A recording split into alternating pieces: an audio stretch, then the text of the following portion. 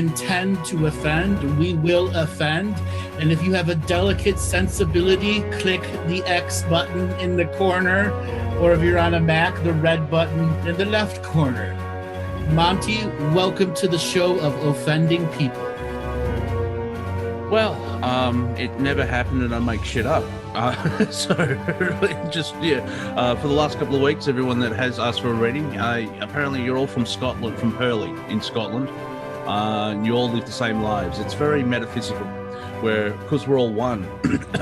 And I can't read the Akashic Records. I don't even have a card.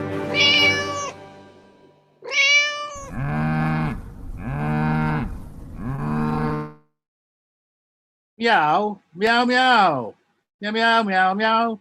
You are here on Adventures into Comedy. We are joined by my intrepid comedical co-host, Montesaurus Dean Rex, and the man from the Talamanca Mountains, Bruce McDonald. Hello, one. Hello, all.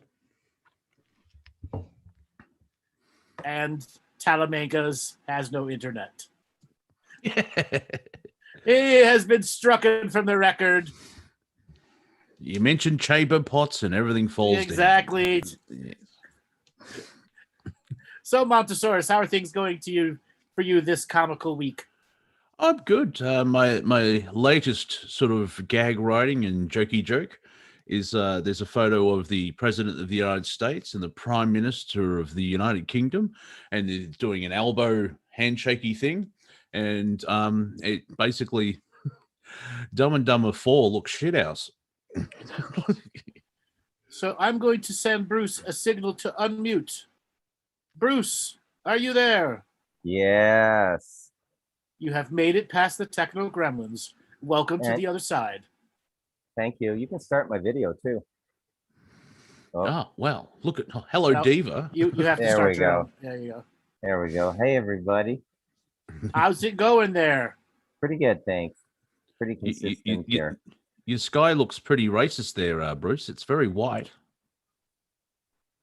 Dark skies matter, Monkey. Dark skies matter. White skies matter too. Yeah, all skies matter. Oh, all skies matter. Damn you and logic. Were you really going to lead with the bedpan? I said wait 45. Yeah, there you go. See, look, that Dumb and Dumber 4 looks terrible. They know what I'm talking about. Yes, but that's the photo I'm talking about. There's a couple bedpanners right there. But I mean, it does look like a very bad version of Jim Carrey and who's the other chap? I can't Jeff remember. Daniels. Jeff Daniels, yeah. Yeah, it does. It does, yeah. So yeah, waiting for that biopic. Because actually, Jim Carrey did an impression of Joe Biden, but he basically dumped on Trump, saying you lost, and it was on Saturday Night Live. So the at least the studio audience laughed. I'm not sure if anyone watching did. Do I sense a little tenderness, Monty?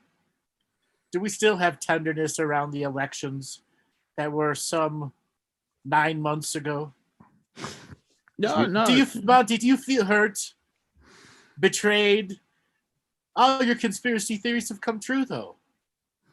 Yeah, well, we know it's clearly we're not allowed to check out if it was if there was any shenanigans. So to me, that's a red flag, and so there was shenanigans.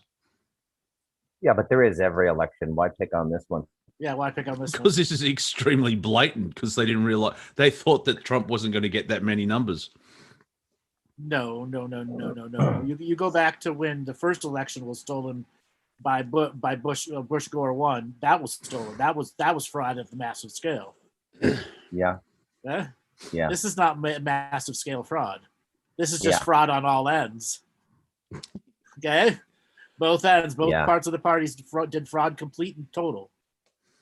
One day you're just going to have to accept the fact, Monty, that those who know better than us did not want that man back in office. Right. Yeah, I know that. I'm familiar with it. Yes, Governor. I just find it. Yes, Governor. I find it fascinating. They stopped counting. I'm like, this is new. Who stops counting?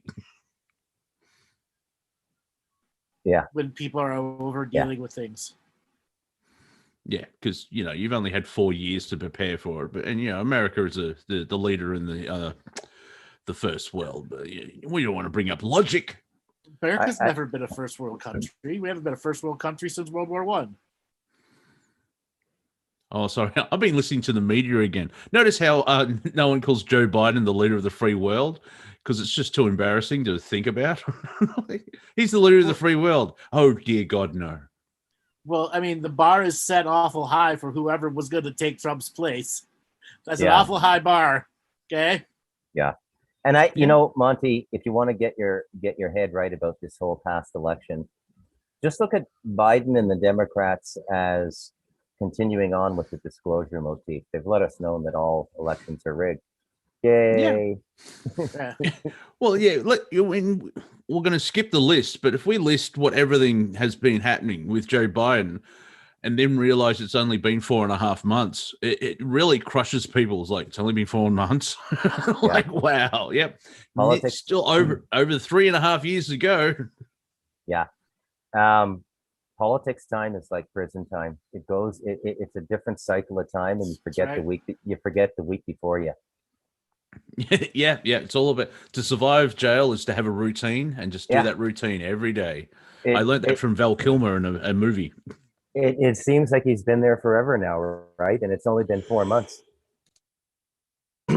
Yeah, but how long's Biden been in office? Since the first Volkswagen Rabbit came in. Well, according to him, he's been president for 15 months. There are the gaffes that he's doing. Yeah. That's another title they've taken away from the Republicans. He's taken the dementia bar beyond Ronald Reagan. He's the new crown prince of dementia. Oh, hell yeah. He's the new crown prince of blatant dementia. Yeah. Milestones. Yay. Exactly. We're progressing. How long until Biden jumps the shark? Again? Well, Kamala Harris is giving a run for his money. Let's be fair. You haven't been down to the southern border. I haven't been to Europe either. What's your point? I'm sorry, what? Did you see what Guatemala did? In closed-door media. No, what did Guatemala do? They approved Bitcoin. They approved El Salvador. They approved Bitcoin as currency. And the vice president went to visit there, and there's all these signs saying, Kamala, go home, mind your own business, Trump won. I did not know that. Are you planning on joining this revolution, Monty? Are you gonna drop out of an airplane, D.B. Cooper style, with a 100-year-old musket? Are you a patriot now? Are you a patriot? I'm an earther, and I've been at the tip. I've been like, if Alex Jones is the tip of the spear, people like us are ahead of Alex Jones, and we don't get any credit. What if I told you it was all free and I could get you on Mel Gibson's private plane to parachute into the freedom fight in America? What if I told you that, Monty? Musket Gibson? Included. Yeah. Mind you, well, the musket is more dangerous weapon than an AR-15 because, the shot ball's about this big and you can take out a chest. So it's just the reloading's a bit long. Does Australia have that sort of view of America? Are they as interested in American politics and as much as Mel Gibson has expressed in his films? Slightly, because our politicians are same boring. In Canada. Yeah, same here, dude. No shame. We're in the Commonwealth's low self-esteem national club. Absolutely. Yeah. Did you see what the Republicans said? Yeah. What about the liberals who are conservative? So Canada needs to have a multi-party intervention. Yeah. Get them to stop using the taxpayer money. You can't use it like heroin anymore. Come on. Oh, it's not going to end. We got junkies in the PMO's office. Exactly. That's a junkie will be in office forever, but that's why you can't have a nationwide intervention. Geez, imagine if the UN did an intervention like, oh, hello, it's great to be here. I'm the representative of Canada. Yeah, we're going to talk. No, we don't. Oh, look, mother, why are you here? Well, what does this side? Does this feel like an intervention? You know, that's a French word, yeah? Intervention. But French never allow interventions. Well, it depends what the people want. We learnt very long ago that the people can kick the living crap out of any government. And so when the people disagree with the government, we fold quicker than Superman on laundry day. Have you noticed that? Or off with their heads. Yeah, exactly. Have you noticed that any times like we've got an idea to put the fuel tax up by 0.1%. Why are the farmers on strike and all the roads are blocked by trucks? Maybe we won't do this. Yes, maybe we won't sell out to all the global national companies. Can I pry open the Galactic historian aspect of it? Sure. There's that rumor that the French always surrender. And up until World War One, they won a lot of shit. So the surrendering French concept is just a thing that goes many generations back into the many defeats. The British has just as many defeats as the French, but it's what made popular culture. Yeah, the terminologies. Yeah. Such as the city of Cleveland, it's known that its river set itself on fire 5 times. Okay. We actually, in Australia, I think it was a senator, someone from Parliament, actually went in a boat and nearly burned his hand because he did light some water on fire because of pollutions. Irony. Well, that happened in the 1950s. 4 times in like 4 years, something like that. So the people were, oh yeah, that's the city that this river caught on fire. Lake of fire. And the same thing happens. Yeah. That's what happens with a lot of these other concepts. They get adapted and hijacked. Yeah. I told you, Pa. There'll be the lake of fire. It's like it's not a meme, but it's that cultural thing of, Nickelback suck. Now, I understand if you don't actually like Nickelback, but can I suck like them? Because I've got 2 of their albums. They're okay. It's not. So I can't even think of a band. The way they're portrayed in the on the internet, you wouldn't hear of a band if they were so hated because they exist. But they sell out stadiums. They sell millions of records. They're successful, and then they get told, "Oh, you suck." Can I suck that bad? Because with the cars and the mansions and the attractive women. I mean, the lead singer does look like the Paddle Pop Lion. I don't know if that's an Australian reference. Yeah. But he married Avril Lavigne. So, it's just... Really? Yeah. I did not know that. Thank you for that bit of information. Yeah. They're divorced now, but still, yeah. Yeah, they suck. Before these guys took up the shoulders. The band Creed was the Christian band Creed was the one that took a lot of flack. Everyone was a Creed hater, and then Nickelback won that title for the next band, the hater band. Yeah, Nickelback's Photograph song, which I can, because it's this is a good song, so let's play it 800 times a day, and that would have pissed people off because you can listen to songs and then I can't listen to Pearl Jam anymore because I've listened to it my allotment. But they've got 7 albums or whatever, and you're judging it on by one thing. And also it's just like, well, people hate Nickelback, so I hate Nickelback. Have you listened to them? Oh no, not at all. Principle. Yeah, and then when they actually hear one of the familiar songs, oh, that is Nickelback. Oh yeah, I like that song. Yeah, or you show a metalhead one of the heaviest songs, and it's like, man, well, who's this? Nickelback. What?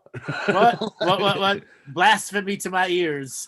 Yeah. Because even the guys in Pantera were friends with Nickelback, and they went to their shows and stuff like that. And it's like, well, you're a Pantera fan, but you hate Nickelback, but Pantera likes Nickelback. So like meatloaf through a straw. So are the days of our lives. So Bruce, let's bring you forward in your outdoor shot.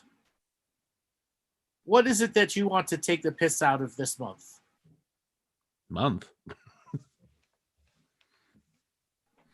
I don't know. Give me a minute to think about that. Distract me somehow. What is it I want to take the piss out of? Chamber pot? Your outhouse? Your outhouse? I use it's not an outhouse. It's a marble toilet and it has a septic tank. But it's outside of your house. Yeah. So it's an outhouse. Yeah. You got me on the linguistics. Mr. Linguistics. Yeah. So, what's wrong with the path between the house and the Oh, it's a beautiful path. bathroom? It's a beautiful path. It's a concrete path with tiles intermittently put into it, non-slip tiles. It's just after dark, you got to be very careful moving around up here. That's when all the snake bites happen. People walking around, having a few beers, going through a field in their flip flops and stuff like that. So, yeah. So you're afraid of walking to your outhouse? Well, I wouldn't say afraid. I've just adopted, best practices. Local bush, local bush. Yeah. Now, so I use a chamber pot. Yeah, like Al Swearingen in Deadwood. Not a good one though. And everyone, we need to send love and light energy to Bruce. He has a long time trauma with hot water heaters in Costa Rica. So we want to send him positive hot water heater dreams. I can see that backfiring though. I'll build a hot water system soon enough though. But yeah, you will. Exactly. They have a shower system here in Costa Rica that is an electrical hookup that goes right on the water pipe coming into the shower.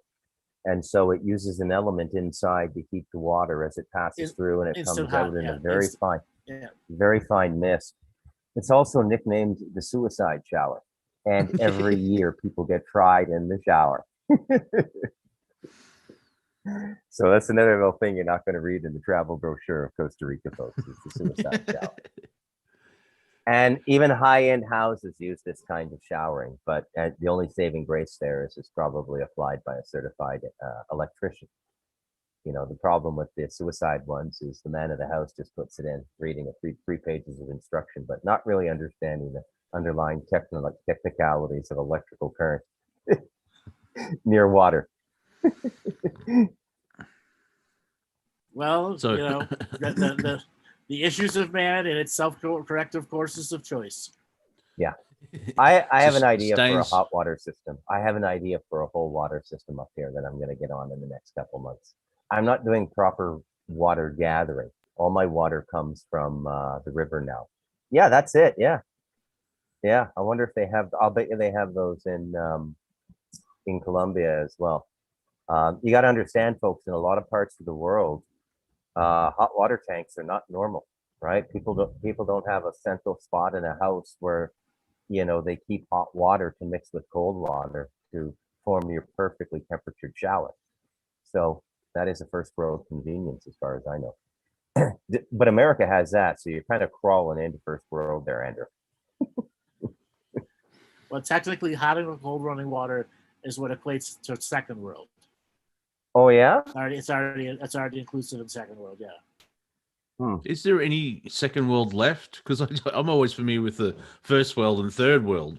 Where's the second world? Are the really small towns in between long spaces of places, the smaller towns on the larger properties. Yeah, that makes sense. It's not a national entity so much. Right. Yeah. They don't have the same level of trains or transport or government services.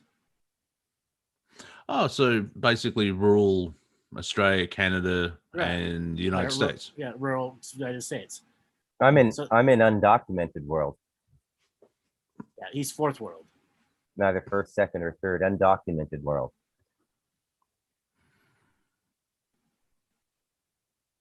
What are you going to start to document now, Bruce? I don't want it documented, really. This is the beauty of living here, is that it's an undocumented place. But I think the documents are coming whether I like it or not. Yeah, they'll get to you. Yeah. Oh yeah, they're already they come in many forms, and they've already visited the mountain, so it's just a matter of time. Has Costa Rica entertained the idea of vaccine passports? No, they've only got about 30% of the population vaccinated now. It's one of the biggest complaints on the expat Facebook groups. Big groups, folks. They can go to 25,000 people, and they won't vaccinate tourists here. but there's a lot of people who live as what are called perpetual tourists. I did this for 2 years in Taiwan. Every 4 months, I left the country, went to Hong Kong or Thailand, and got a new visa.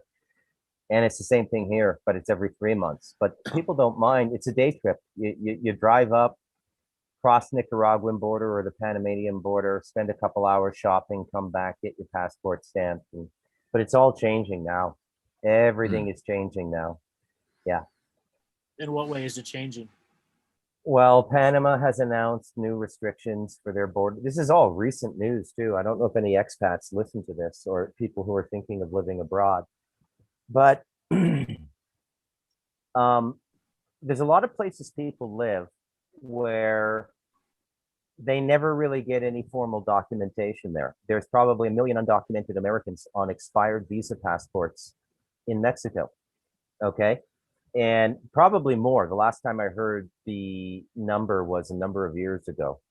And the Mexican officials in the towns and provinces really don't care because the Americans are usually pensioners, and their pension alone is bringing in probably 200%, maybe more of the average local monthly salary. So they stimulate the economy, and everybody just sort of lets it be. Now here you got to leave every 3 months, and you got to go to Nicaragua or Panama. And it used to be easy peasy, and it isn't so much anymore. And it's the big buzz on the Facebook groups now for expats. So Panama, for instance, is saying that you have to have $500 in cash. You have to have a plane ticket showing that you're leaving the country in 90 days, leaving Costa Rica. And there's a couple other conditions. So, used to be a day trip. Now they mandate that you have a 2-day hotel reservation.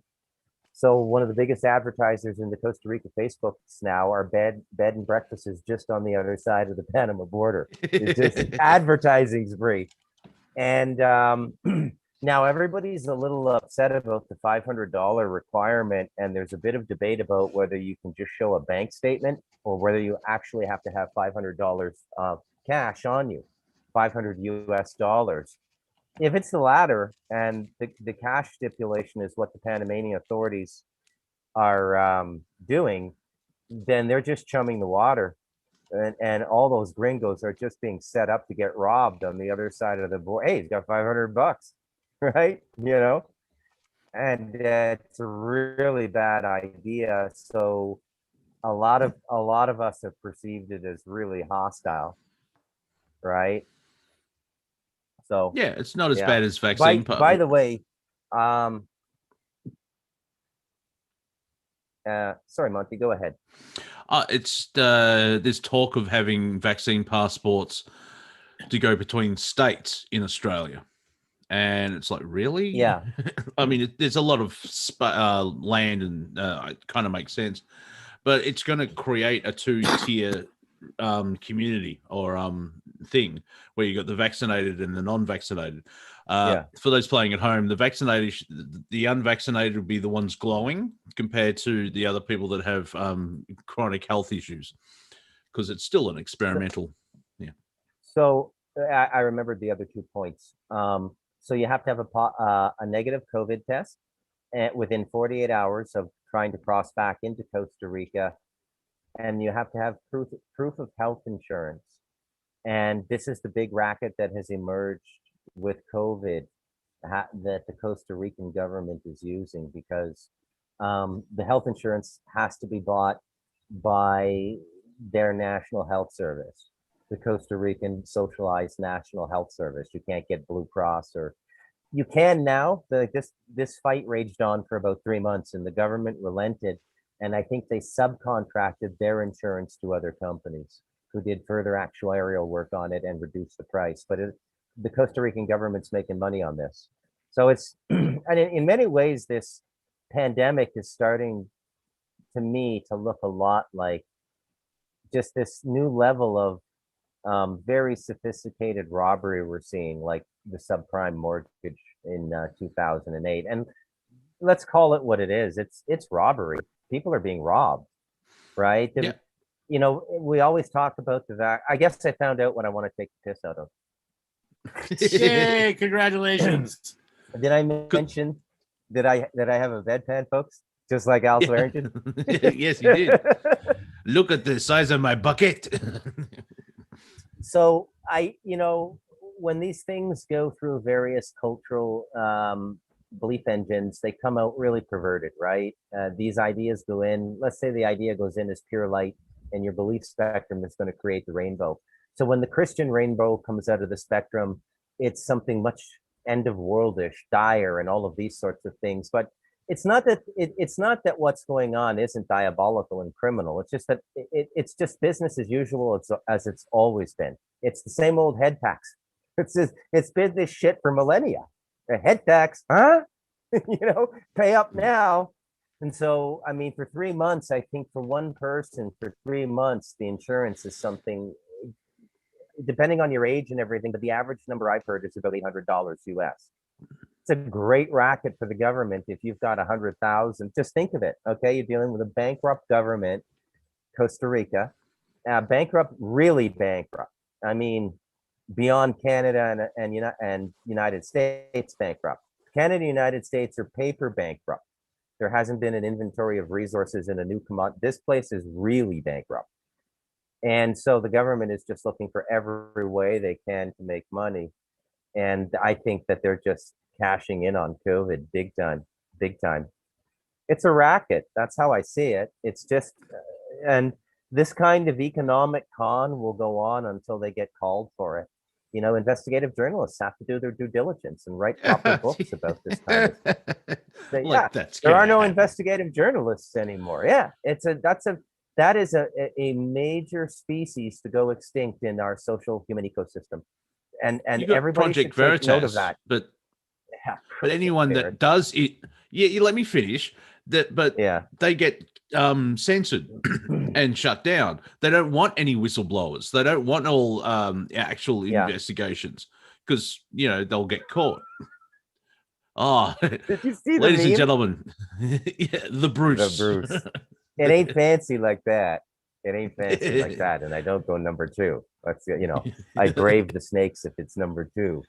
Yeah, but I've trained myself just for morning bowel releases. Yeah. Well, maybe you need to start don't want to be going to the bathroom. You need to start carrying a little snake gun on your hip. There's no such thing. Yeah, there are. 22. Snake.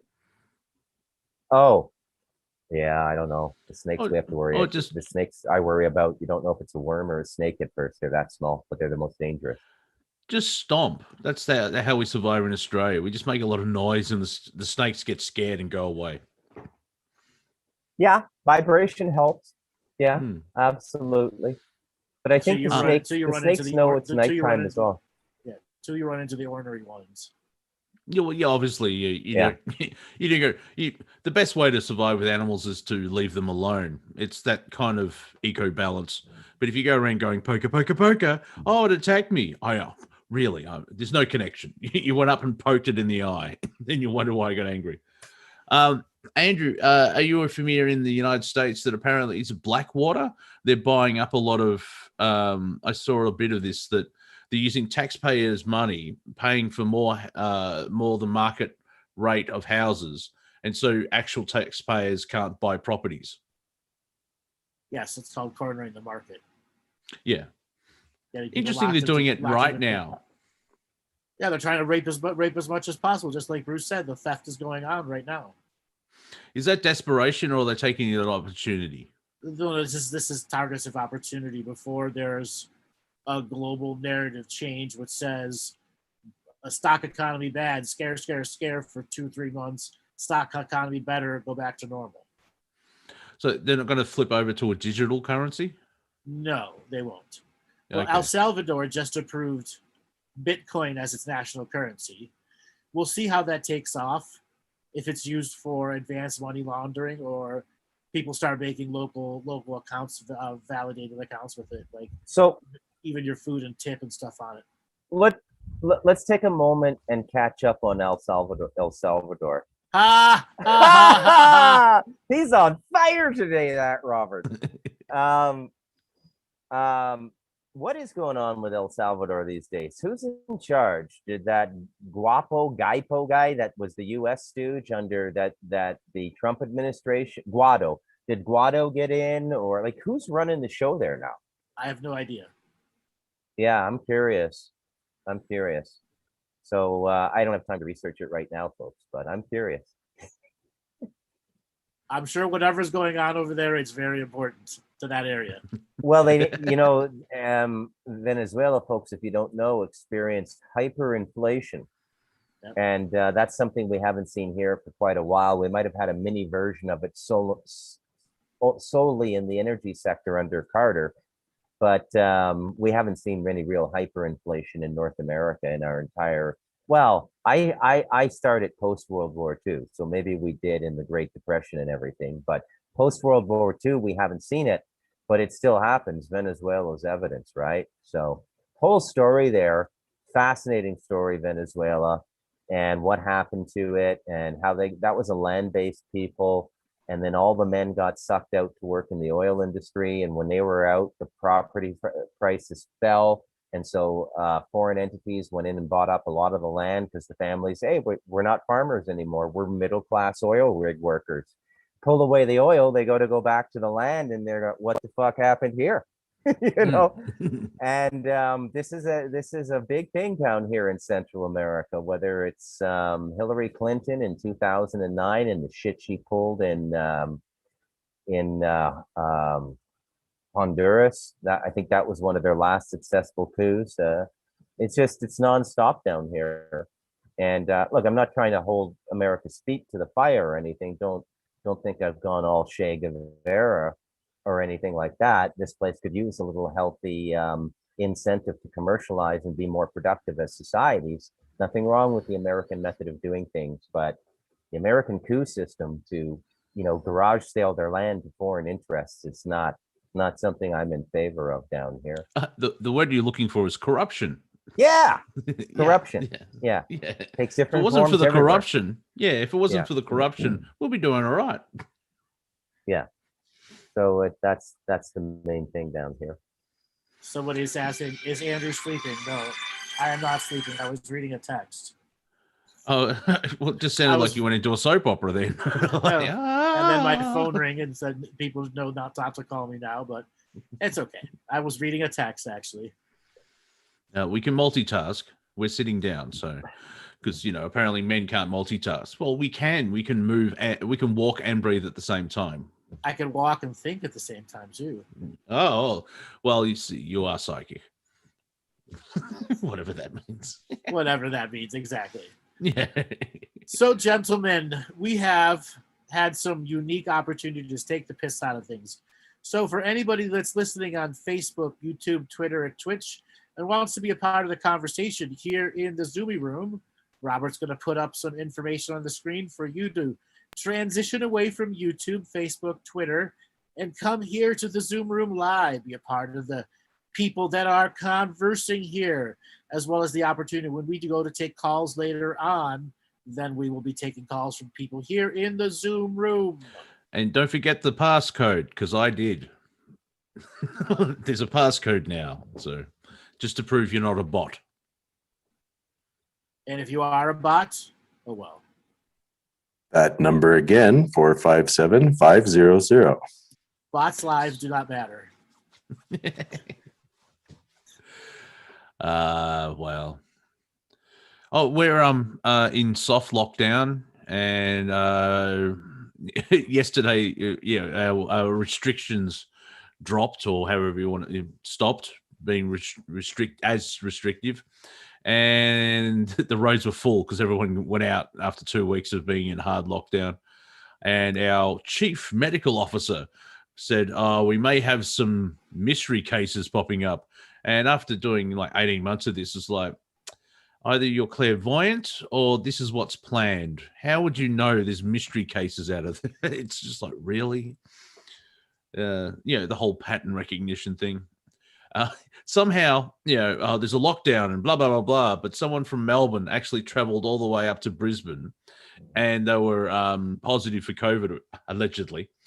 And so they all freaked out. And it's, the conspiracy world sort of like going, well, it's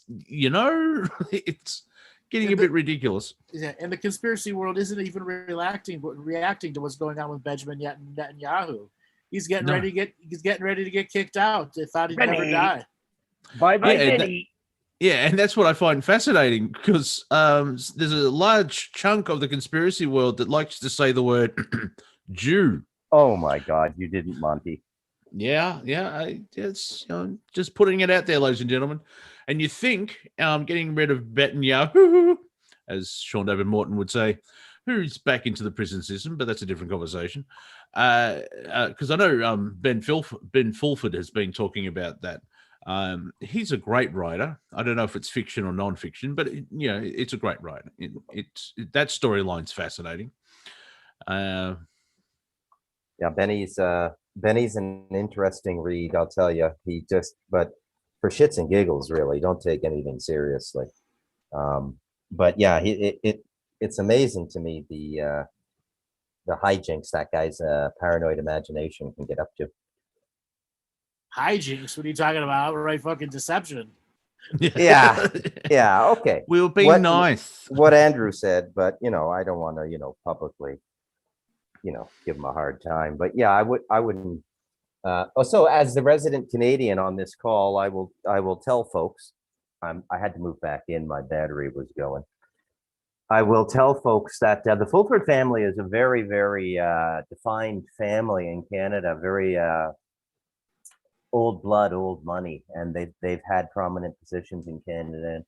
Senior editor or publisher of what was the equivalent of the New Yorker in Canada, or Atlantic Monthly, and old money. I think they made their money in automotive, like starting out with Ford at the beginning of the 20th century. So there's my 2 cents worth from, boots on the ground folks, being a Canadian, and what I know about Ben Fulford. I wouldn't trust him as far as I could throw him. I would just not trust him. Yeah. I wouldn't trust to throw him. Yeah. Yeah, just don't trust him. Yeah. But yeah, it's, if you sort of go, you could still read it and go, oh, okay, that's a version of reality. And Fulford is one of the many victim tyrants of the baby raping lizard cruise and the stolen children. He played the shit out of that stuff. Yeah. Okay. Well, and it's interesting, the story that's been put forward, and it's like, well, the liberation of Earth is soon. It's like, well, technically you're probably right, but I'm talking lifetimes. It could be only 2 lifetimes away. Because looking at but if you still think that you're YOLO, you only live once, I'm like, yeah, sure, believe that. You think that tomorrow, but tomorrow never comes. Liberation, planet Earth, imminent. Yeah.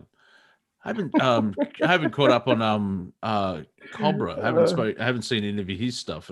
It's fascinating, the big people that are sort of like, humanity rise up and we're doing well, and this is happening, and stranglet bombs have been removed. After a decade. That's Cobra. Yeah, after a decade, it's like, there's always something. It's always, even if they're a totally natural response to the evil of it, because the global narrative is kicking the can down the road. It's starting to look like they're kicking the can down the road, because it's like, it should have happened by now, even if they're not connected at all. There's going to be a whole bunch of women having issues with shoes coming up. I'll simply say that. Dragon Society. Yes. Yeah. Old Fulford. He did a lot of disservice to people. Yeah. Studies show that if there was an economic collapse in 2 weeks, we'd go to a Mad Max model. I think that's not really a projection. That's a hope from certain people. Yeah. Because most of us, there'll be disruption. However, it's like, there's going to be 10 days of internet darkness. Have you turned off a Wi-Fi and seen what teenagers react in 3 minutes? Like, can you imagine the internet going down, which I think is physically impossible because it's so decentralized. It's just fascinating where, there'll be a fake alien, it's an alien invasion. How would you know that one's coming? So obviously something's up. And as I keep pointing out, if they use Project Bluebeam, it's like the government, look, these aliens are now part of us. The rest of the galaxy is going to go, who are these people? Can you introduce us? Yeah. And I would have to rename it Project Blue Ball. Yeah. Nearly there. Nearly there. Come on, you're nearly there. You can be a fake alien, can't you? No, you can't. You're a fucking Muppet. Damn it. I've seen better CGI in a Marvel movie. Exactly.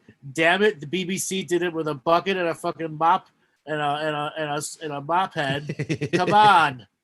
I saw a better story in the 1970s on Doctor Who with the set shaking and buckets and bit of tinfoil than this shit.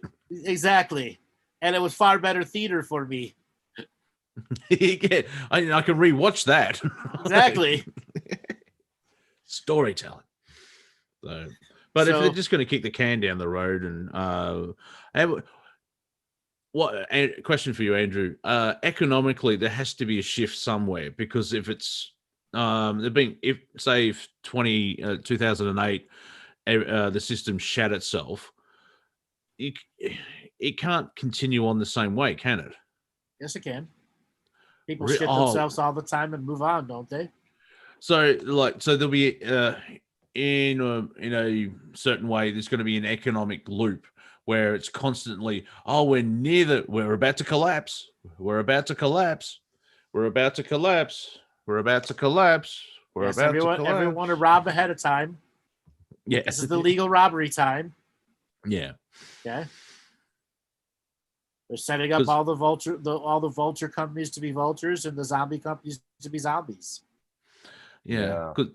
With the imagine if we're looking at 17% of all the stocks on the market are fake. They're not even real companies or products. Oh my God. Do you think fraud is that deep? Like this would double down on subprime mortgage? I think this has been in the stock market for a very long time.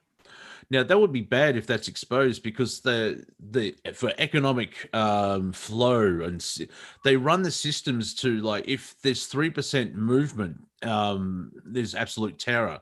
There isn't much of a buffer. They've pushed everything to the edge of running the system, where 5% apparently is a lot and it could destroy countries. It's like, what are you people doing? It's like it's not a perfect system. You're dealing with humans. We're flawed. Stop that. And everything is down to like, the food supply chain's only 3 days and bullshit like that. Like, really? Everything's so economic that, we'll run this horse into the ground and then wonder why it died. Well, it's also poor vision and planning for a country and a local government too. Yeah. Like warehousing, stockpiling. And I don't mean like in a bad, The one good thing over the last 18 months is like, preppers don't look that nuts anymore. Yeah. So I mean, there's so many contradictions when you look for them. There's so many holes in the narratives. Whether we want a Swiss cheese to Trump, Q17, 17th book of the Bible bullshit psyop, or we want to go to the left and say, oh, okay, so digital currency is part of the Green New Deal. Have you looked at the amount of energy required to sustain a digital economy? Literal physical kilowatts? I mean, it's unprecedented. There's no industry like it used to be large grow-ops. Now it's digital currency. So how can that fit into the Green New Deal? Windmill-powered money, folks. I shouldn't even give them ideas because it'll probably find its way. Yeah, it's a fun part of being a comic where I'll say a joke and then 2 weeks later it happens. And especially now where like even Babylon B, I can't remember who they were taking a pot shot at where the Bidens get ideas from Babylon B and it's a Babylon B article. Even to the Tidiana McGrath has proven right, where she puts forward she's a parody for it's just great when people discover her and they freak out, and you just see I have to keep writing this is a parody account, a good one. It's written by Andrew Doyle. But when Tidiana puts out a tweet where I can't think of an example, but 6 months later it actually happens. Like, this would be funny, and then the Prime creator's like, yeah, do you know what would be funny is if it came true? And then it's scary where just some of the weird shit that's out there. We live in interesting times. Stupid Chinese. The ancient Chinese curse of may you live in interesting times. Yeah, but when haven't they been interesting? 1957. Yeah, I was going to say it was a Wednesday in July 1957. Very boring. Yes. Yeah, exactly. Boring day. Yeah. Very boring day. And in fact, it went down as the most boring day in history. I do like your effect there, Andrew. It looks like you've got a horn coming out of your shoulder. Your wings showing. There we go. My wings showing. Yeah. There we go. So, I'm thinking maybe it's been interesting for the last 12,000 years. So, before that ice age, if that's right, because history's full of fucking holes as well. Swiss cheese. So is that grilled Swiss cheese or just melted Swiss cheese? Yeah, is there bacon? You can have lettuce, like egg. It's got to be grilled Swiss cheese, not melted. Yeah. You've got the bacon, lettuce, tomato. Put some egg in there. Don't have a BLT. Have a belt. Exactly. A belt: bacon, egg, lettuce, and tomato. Yeah, have a nice thick bread, a belt with cheese. Oh, yeah. Heaven. Also, you could have a heart attack, but what a way to go. Yeah, I totally agree with that. That is a good sandwich. along with some nectar of the gods, great coffee. Yeah, I'll praise great coffeeness. Yeah. No welcome to Friday Comedy, where we point out that humanity has been in interesting times since the Ice Age. And geez, look at this sandwich.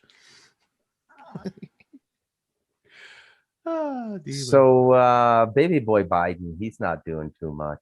So when they have private closed door cabinet meetings, who do you think says suck my dick more, Joe Biden or Kamala Harris? Huh? What? Come on, man. That's actually good. Come on, man. Come on, man. You know? Hey, look, come on. Hey, yeah, I couldn't do really a Trump, but Biden's quite easy. It's just like, wheelbarrow fish tomorrow. Don't worry about it. We've got to take come on, man. Stop worrying. Well, I think Jill, the wife of Joe, is the handler because she keeps telling him what to do. Like, I mean, he actually said he was doing it like when he said, the biggest threat to America is climate change. It's like, well, that's interesting because last week it was white supremacy, and then it came out that your son kept saying the N-word, and so now it's climate change. Nothing sus. And he's basically standing. It was in a military thing, or whatever, and he said, "Oh, at ease, everyone. I keep forgetting that I'm president," and then smiled, and it's like, is that a joke or is that a truth joke or? So Monty, I'm going to share a little trick I've used with you to help. I'd say rebalance me in these politically caustic times, because I was really hoping Trump got a second term too, and I'm over the regret of it and everything. But whatever social media you use, aside from the core group of friends you want to keep in touch with, who ends up being your echo chamber because they're usually in agreement with your social and political values and stuff like that, choose one of your tools, like say Twitter. And just follow all the people on the opposite spectrum of your perspective. So I follow Alexandria Ocasio-Cortez. I follow Bette Midler. I follow Don Lemming. The Crier, yeah, but just a bunch of people I disagree with. And then when you come, and it's interesting to follow because you end up understanding more about the whole political situation. And, so AOC, she's leading this big charge in the Democrats. She's saying that they're being betrayed on what their campaign discussions were. And so there's this big internal dissent in the Democrat Party now because, surprise, Biden has suddenly slipped to the center, right? And they thought they were coming in like Che Guevara's militia, that Democratic Party. And when you follow the people that you don't agree with, it's very easy to see how absurd their position is. But after a while of studying it, a little voice in the back of your head goes, if you're far right, yeah, I think my position is almost as absurd as this in the opposite direction. And it is. It just I didn't finally snap out of it till that Wando David guy, whatever his name, what was his name? Wano Savin and Simon Parks and those guys started making the correlation between Q being the 17th letter and we should all be referencing the 17th book of the Bible, the book of Esther. And then as soon as they threw that and they were fastidious about separating the social, political, and religious narrative until that 2-minute endgame, weren't they? And that was the little Hail Mary for all the Christians that got psyoped by Trump and Shabbat Lubitz. Because, hey, when you're part of a religious system that controls 26 out of 28 prophets, you control the whole system. Even though the other two systems have 3 billion adherents and you only have 20 million. You see how that works? Yeah. And the moment I saw 107 starting to do that, and I read his book, I went, okay, man, we've just been rooked. This is complete and utter bullshit. And at the same time, it's kind of true because it's, the two options that appear to be put forward to American voters are Third Temple of Solomon or brutal communism, one or the other, right? So really, in a sense, they declared who they were. So I'm hoping Americans find a middle path again. Maybe it's going to take a new party, but they're so wed to a two-party system. I don't see how a new party could come in now, right? It's also you could even look at it as a mono party where they're all in concert and they're kicking the can down the road. Yeah. Hey, all right, thank you. Round 2. Round 2. People, how do you know so much about American politics? I know I'm Australian. I have no idea about Australian politics, but I watched The West Wing, and it's fascinating that what did this president achieve? Oh, they got a bill through. One bill in 8 years. Everything's so slow. They got two incredible actors. As sons of the Commonwealth, Monty, you and I have to acknowledge that, growing up and watching closely what went on in American culture, there's also, self-interest in that because, we were also directly tied with the US dollar. And so you end up, when you really want to know how the Canadian economy is going to be doing, you look at the American economy because so much of what Canada does is dependent on America. So there were very, very strong self-interest reasons for, I don't want you Americans thinking we're all fascinated with you, like you're all Elvis Presley and we're waiting for you to move. Yeah. No. But our head of state is still the Queen. And I mentioned this on Planet Collingwood. I love The Crown and I've invested in the story and I care about the characters. Couldn't give a crap about the real people. But did you see what the Queen did? In The Crown or in real life? Real life, nah, who gives a shit? But in The Crown, that poor woman. So I haven't started to watch that yet. I think you've sold me, right? It's the monarchy from World War II onward. It does Diana and Charles and everything. Yes, yep. Diana's played by an Australian lass. I think she's good. There's complaints that it's a version of history. It's I don't care. And as they age, they've changed characters. So I think the last 2 seasons, which brings us up to date, I jokingly said once Prince Philip died, well, now The Crown has an ending. And Phil dies. That's it. That's interesting to me, that they did that they rolled right up into modern times, because it's been a while since I've consulted the literary catechism. It's on the astral plane, but I believe when you write autobiographical fiction about somebody that's still alive, it's tantamount to a death curse. Well, yeah, and the actors She's and still, look actresses what that he did to her. Are they telling the real Diana story, like from the women's perspective? Yeah. Do you guys yeah. remember? Do you guys remember where you were when you heard the news? Yeah, I was watching television. Yeah, No, I can't remember. They came out over it live. yeah. I was with my son. He was born June 2nd that year, 97. We had, my best friend was down with his girlfriend from Ottawa visiting. We had a 2-bedroom apartment, and we were all just relaxing, and the news came on, and I remember there was a very gender specific response to that in the group of people I was with. My wife and my buddy's girlfriend, they were aghast. They went on for hours, and he and I were just like, yeah, shit happens. It just, I don't know why that had such an effect on women. Any ideas?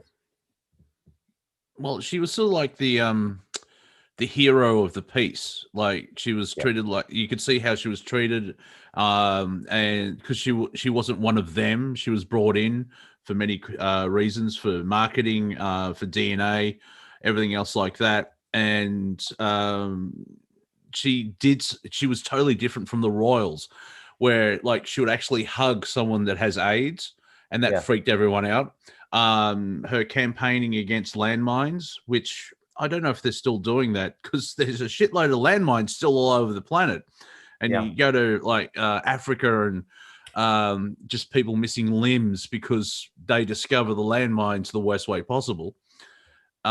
She's the people's princess. And also when she died, the reaction that the royal family had, where the Queen didn't say anything for 4 days, or the palace didn't say anything for 4 days, and you saw the outpouring of grief of humanity, Yeah. and they're still quiet, and it shouldn't have taken 4 days. If you remember, at the front of Buckingham Palace, I think it was 20 meters. I'm not sure what that is in feet, but it was just, how flowers and everything else like that from the fence all the way nearly up to the edge of the footpath. It was huge, just the outpouring, because she was attractive as well as nice, and seems like a normal person who was stuck in this horrible thing. She's human, so obviously she has flaws.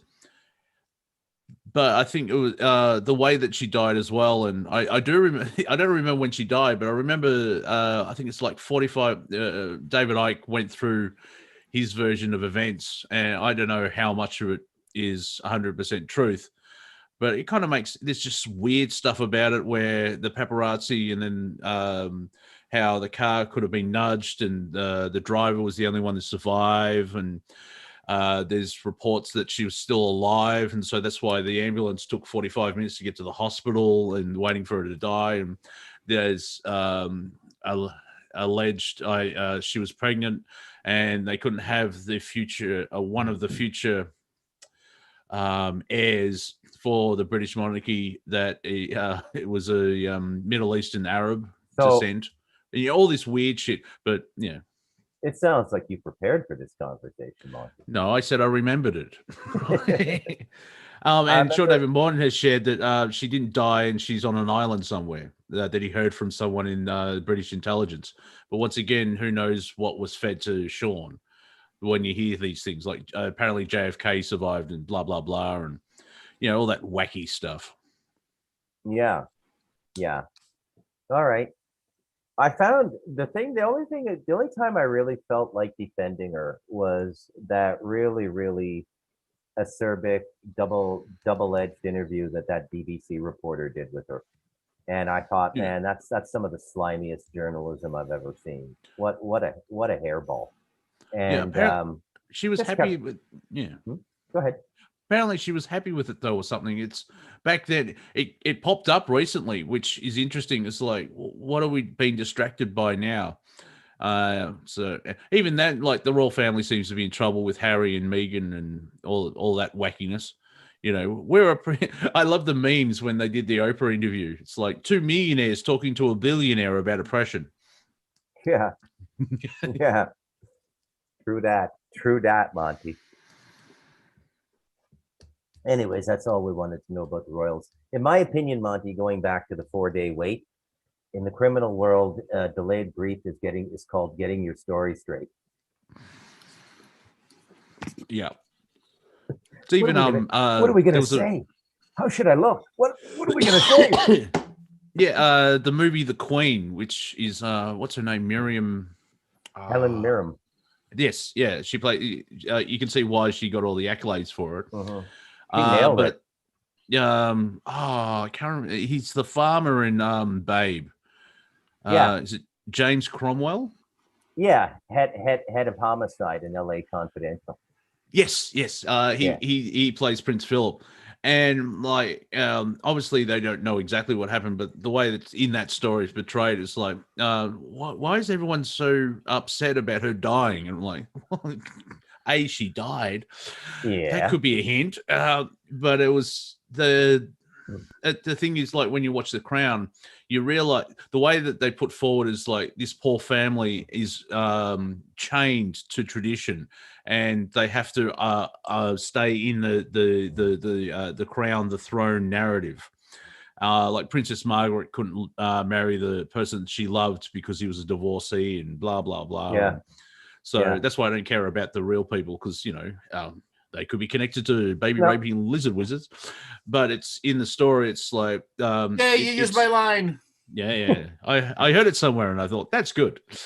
It's the showing, like, being a king and queen sounds good, but it's like when if you want to be president, you only get 4 hours sleep. There's lots of paperwork to be king and queen.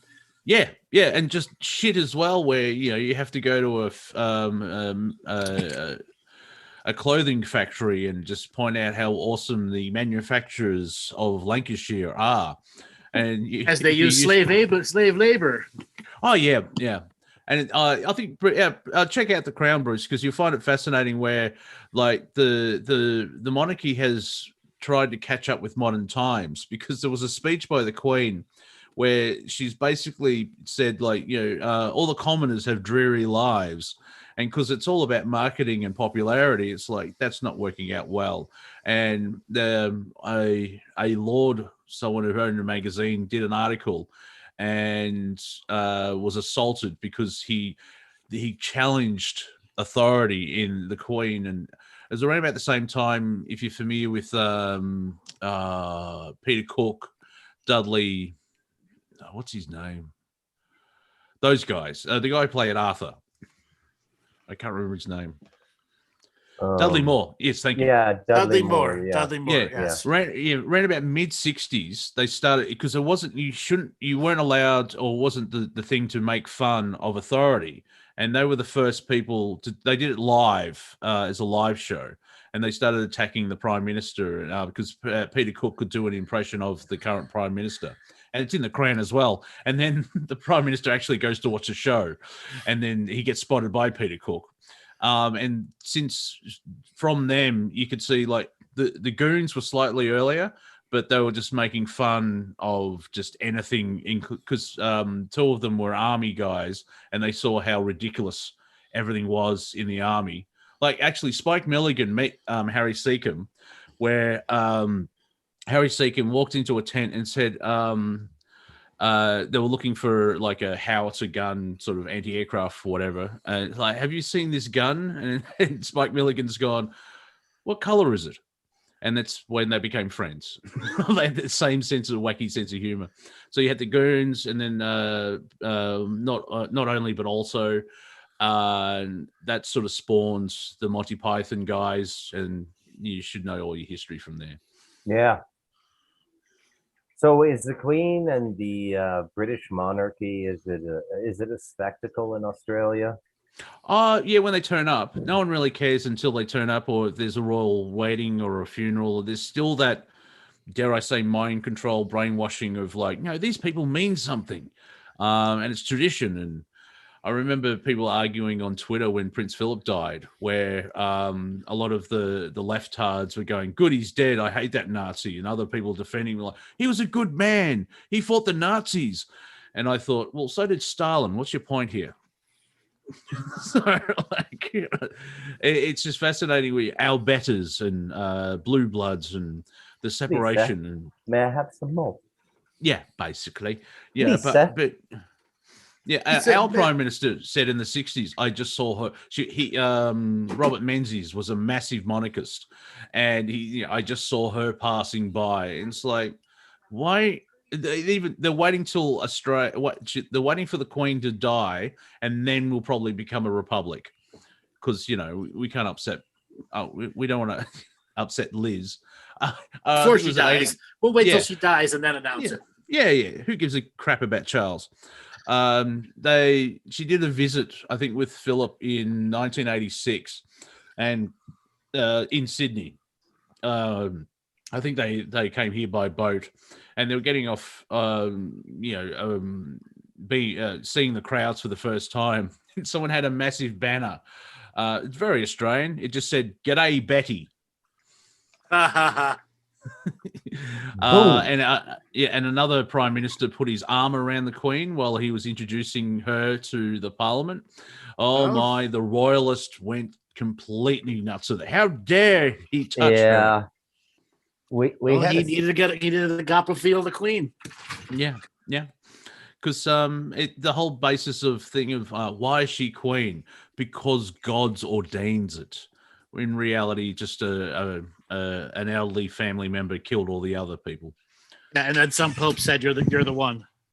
Yeah, and then Henry VIII said, "Go stick it up your bum, Pope. Right. I'm the Pope now." Exactly. But it's that weirdness of like, we're all created equal. Oh, except for them. You have to bow down to them and give them taxpayers' money. And then we haven't even touched the conspiracy side of things. Well, doesn't the Queen technically own all the Commonwealth? What's going on there? Conspiracy theorist? Yeah, well, there is that too. And then you've got the Crown, which is also a corporation, and blah, blah, blah. And it's all about paperwork. But as I like to say, the man with the stick doesn't give a crap about your paper. Nope. I also use it to use this white, which is going to be his toilet paper. Hey-yo. Yeah, because there are like the sovereign freedom type people here in Australia, and they try and go through the courts, and like, good luck with that. But there is footage of a policeman saying, "I don't give a crap about your constitution." It's like, yeah, this is turning out well. Yeah. Mm-hmm. Which I find funny in America with the Democrats, like, oh, we have to uphold the Constitution. Well, it would be all right if you did. like that whole. We were sold out at the preamble. Well, which bit? What, we the people? We the people. The whole Spendthrift Trust. You lost me. We're selling a Spendthrift Trust. The preamble of the United States is it's a Spendthrift Trust, breaking a contract with another and making another one because of XXX. It's called a Spendthrift Trust. Okay. Yeah. Without delving too deep, it seems like a good piece of paper. You did have to fund the revolution. The money had to come from somewhere. There wasn't a central bank. Okay, there had to be a guy on the other end handing out the coin. Yeah. Yeah, didn't the British come back in 1812 and nearly burn down the White House? They did burn the White House down. Oh yeah. But as they were burning the White House down, a mega hurricane came and destroyed the British camp. Oh, nice. Because Jesus is on our side. I find it fascinating. Like, we won against the English. Then why did they come back 30 years going, "Where's our money, bitch"? Pretty much. Yeah. Fun times. And just quickly, I just want to reiterate. I'm all for reparations for slavery as long as there are 98% First Nations tax. So you'll only get 2% of reparations because everything else will go back to the Native Americans. So when do I get my reparations? You're all thinking, what are you talking about? I'm Greek. My civilization has been under slavehood for 700 years, almost 1,700 years. All right. You know how many people conquered Greece? Yeah. Well, I'm British, and I think I beat your 1,700 years by a couple of decades. So, like, so does basically all of Europe sue Italy? Yes. Yeah. Okay. Including the Vatican. Well, actually, yeah, the Roman Empire is still around. They moved from political to religious. So, I mean, yeah, it's the Pope, the infallible Pope himself. Yeah, I actually shared a meme where it's native tribe just sitting along and living in peace, and Christianity, and it's got that photo of the Pope looking through a window at a door, and he's looking very creepy. And someone shared it, and someone commented underneath the share where it's like, he's not Christianity, he's blah blah blah. It's like, yeah, you're missing the point. Like, Robert, can you pull up a map of the Mediterranean Ocean and put it on the screen? It's a sea, Andrew. Sea.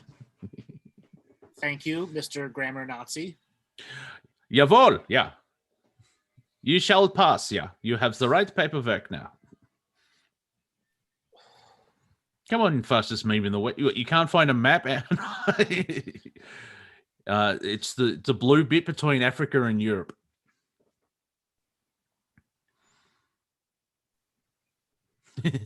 Topical, yeah. Robert might not be there. Oh, well, yeah, people in their lives. Are you there, Robert? Robert, are you eating soup off in the corner? You're muted, Robert. I'm sending you a sign to unmute. All right, we'll wait for Robert here in a moment. And we'll get him to put up a map. Yeah, because like the last 2,000 years, 3,000 years, it's that whitewashing of history where the center of the world was Rome, but it's less than a sixth of the actual planet. Yeah, 1/11 of it, something like that. Yeah. Hi-yo. I do find it fascinating, the whole Middle East, where I can see why it's called it is basically the middle of the landmass or something. Well, it's not exactly the middle. But the pyramids and the Giza pyramids are fascinating, where like just the mathematical and how it's built, but the placement of everything. And I remember, I don't remember it was called Asia Minor. I remember it was called, maybe it was there. Yeah. Anyway, let me see if I can share screens. You should be able to. You do have the power. Hold on. I'm here, Andrew. I had to step away for a second. All right, can you find a map of the Mediterranean Sea? Absolutely.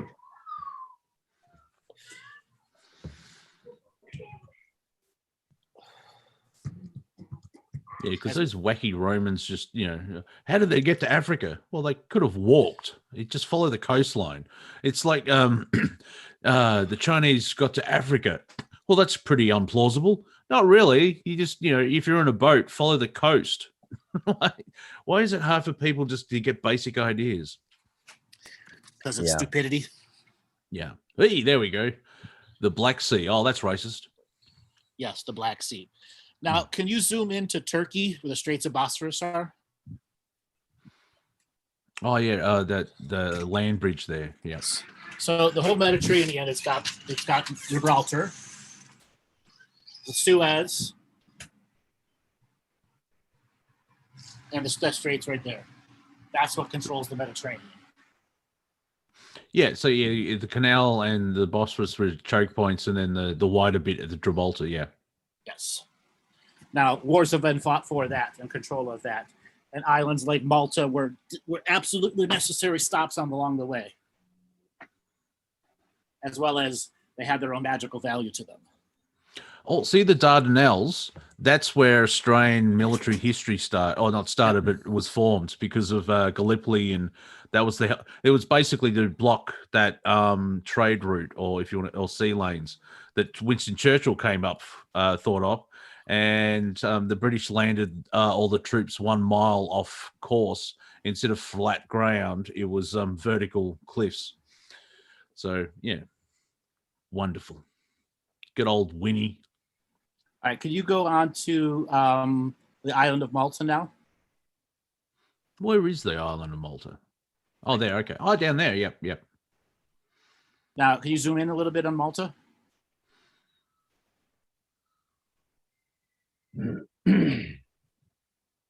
That's as far as I can go with. Okay. Yeah. All right, so that little tiny guy. That little tiny island right there, which is a rock skip and a jump away from Sicily, which is a rock skip and a jump away from the tip of the boot. That island right there is a massive deep water port. Okay, that's what makes it very strategic. Big ships can get in there, offload and onload. Yeah. Okay? No other islands can do it. Now, if you look, you can see the shading underground when the waters were much lower, that this was all one giant landmass that was connected to Africa. Yep. Okay. Yeah. The water would be about 200 feet lower. Okay. Yeah. Same thing with Sardinia would be touching, et cetera, et cetera. The Aegean Sea wouldn't exist. The Straits of Toronto wouldn't exist either. All that would be dry land. Wow. Now, the significance of Malta, it's a highly magical island because the port itself had to have the highest levels of wizard energy being put into it so it could receive energy and harvest it out of the gold and make it into an energy harvesting system. This is before the mass energy harvesting system that we have in our modern industrial world. Yeah, because for those playing at home, take away the water. Malta is basically like the top of Everest. There's a reason it's sticking out like that. Right. Well, it's not that tall, but Everest is really tall, but it's more like Well, a third of half the size of Everest. Yeah. Yeah. Okay. Now go to Gibraltar. Gibraltar.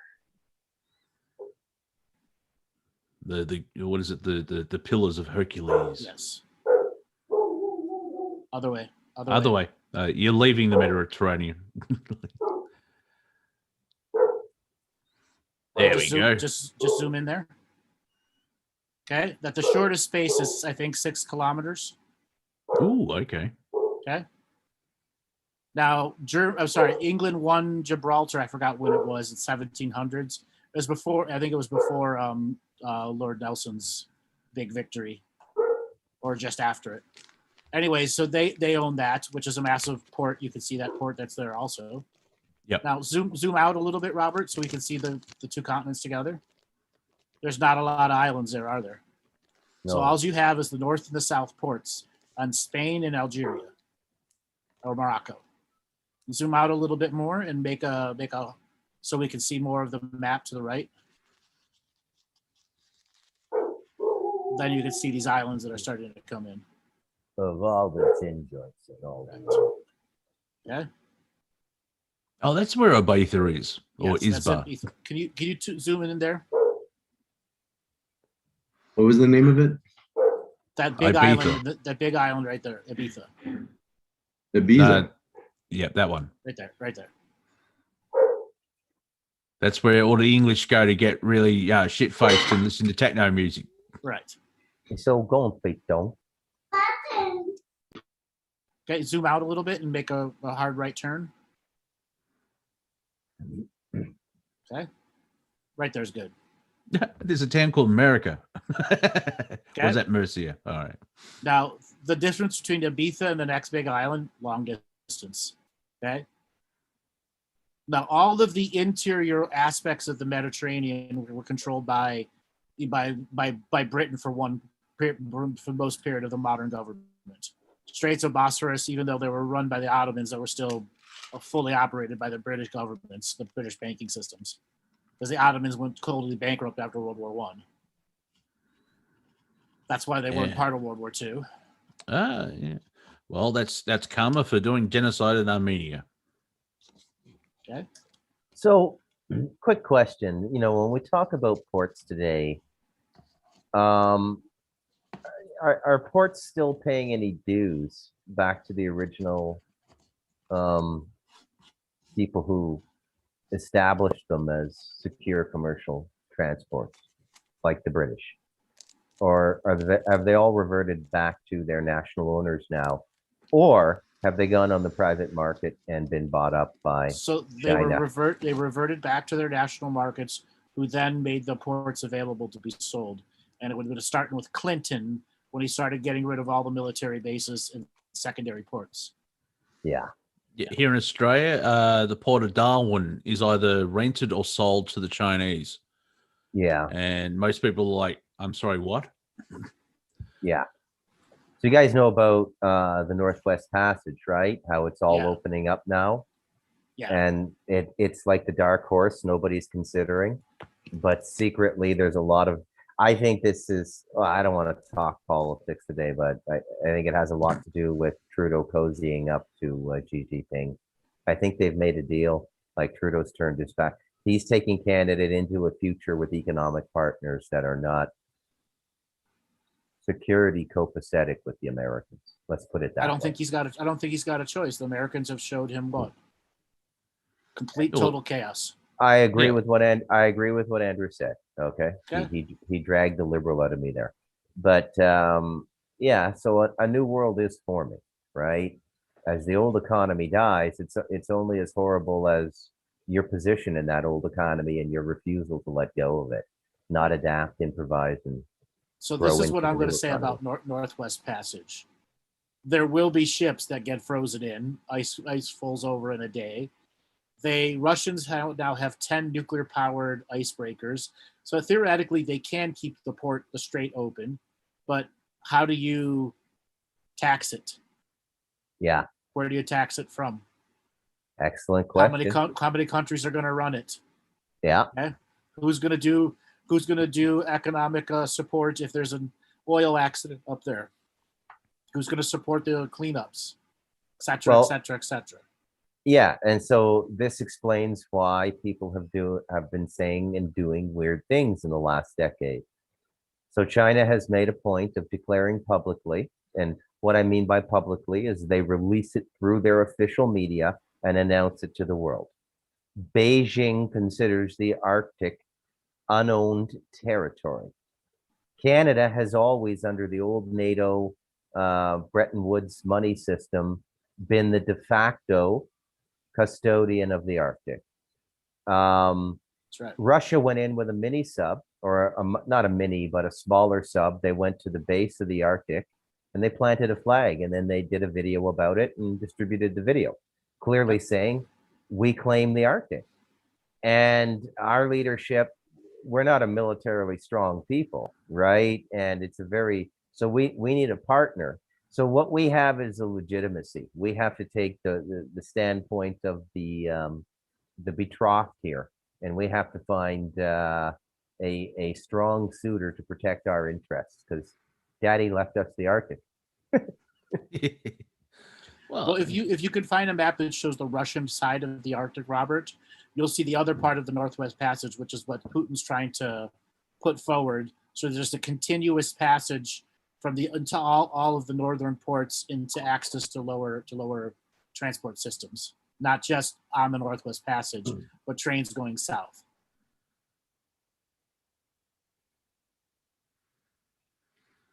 Yeah, they say it's a beautiful place to visit, the Arctic. I know everybody's fascinated with the Antarctic these days, but I know some Canadians who've been up to the Arctic, and it's life-altering, they say. On par with the Talamanca Mountain. Yep. So there you go. There's the Northwest Passage via Russia. Yeah. Oh, that's where Iceland is from England. Okay.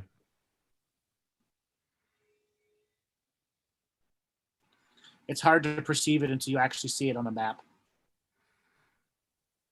Yeah, and because sorry, flat earthers, it's a sphere, and so it just looks. We're used to having a flat map, but this is obviously detailed to actually showing the top of a globe, and so it looks odd. Because when was that's the first time I've ever seen the Scandinavia on its side. It always looks like an old man's penis. I've always seen it on the top of Europe. Yeah, so now you're seeing it on its side. Yeah, it looks odd. All in a right. So good now, way. now that we've seen the two sides of the Northwest Passage, if they're going to try to promote that, this whole economic downturn and inflation, hyperinflation, parts scarceness, etc., how does that story end and a new story take over? Well, new trade routes, right? It's almost like new neural pathways in the brain. So new trade routes form new alliances. New alliances form new long-term history, 5 decades or more. The world is changing. Yeah, but also on the flip side of that, the negative side of globalism, the way that we have globalism now, which is unnatural, everyone is dependent on everyone else, and that's what the lockdown sort of showed. Where now, have you seen the price of lumber across the Yeah. planet? Uh-huh. It's just getting ridiculous. But And that's so, because the sawmills are holding out for money. oh well, yeah, I'm There's sure plenty of wood, there's other. there's plenty of wood on stock. Plenty of wood Oh, on yeah. stock. But if Yeah. everything's made in China and we go to war to China, so I don't see why there would be a war with China, even though, even here in Australia, a former politician who is in the arms industry, I wonder where he got the idea from. But it looks like we may have a war with China, and it's like, no, you just want to sell more weapons so you can. But I don't see China, because China trades with everybody, and what got a third or half of the US debt they've bought, and it wouldn't make sense to actually have a war with China because Hard everything debt. would stop. Yeah, Yeah. mind you, I Yeah. could see the world stepping in if China goes a bit nuts and they start taking, Taiwan may be an iffy thing, but if they start sort of going, the one China policy does not mean the entire fucking planet. Listen, China, if Chinese troops land on anything outside of China, even if it's Taiwan, it'll be like all of a sudden when everybody's going to go against what's his face in the Gulf War. Saddam Saddam Hussein. Hussein. Yeah, they'll completely turn on them. Yeah, because China and Russia have an interesting relationship, and I think if China steps out of line, Russia will go, stop that. You should not be doing this. You have upset my friends in the West. I gotta I'm check just the saying. dog. Okay, check your dog. Yeah, see if it's a dog. Yep, still a dog. It I is do that barking. It is barking at something in his neighborhood. It's Yeah. Well, I do. I jokingly do that when I go to a grocery store. Yeah. Can I check your bag? Yes, it's a bag. It gets a laugh. So, Robert, you keep asking me to turn on my video, but this is what it's like where I'm sitting at. It's like half my head is melted out, and I can't fix it. So I'm just turning the video off, unless you all okay. want to look at my half melted head. You look like a Doctor Who episode. I'm melting. I'm melting. I can't get it. It's just the position of the light is behind me. I just deal with a half melted head. No, I like what Sean said. It's a head eclipse. You're having a Yes. Misplaced Your- halo, exactly. Yeah, yeah, halo my slipped. crooked halo, yes. I've got such a headache. Thank you, Carolyn. It's a great joke.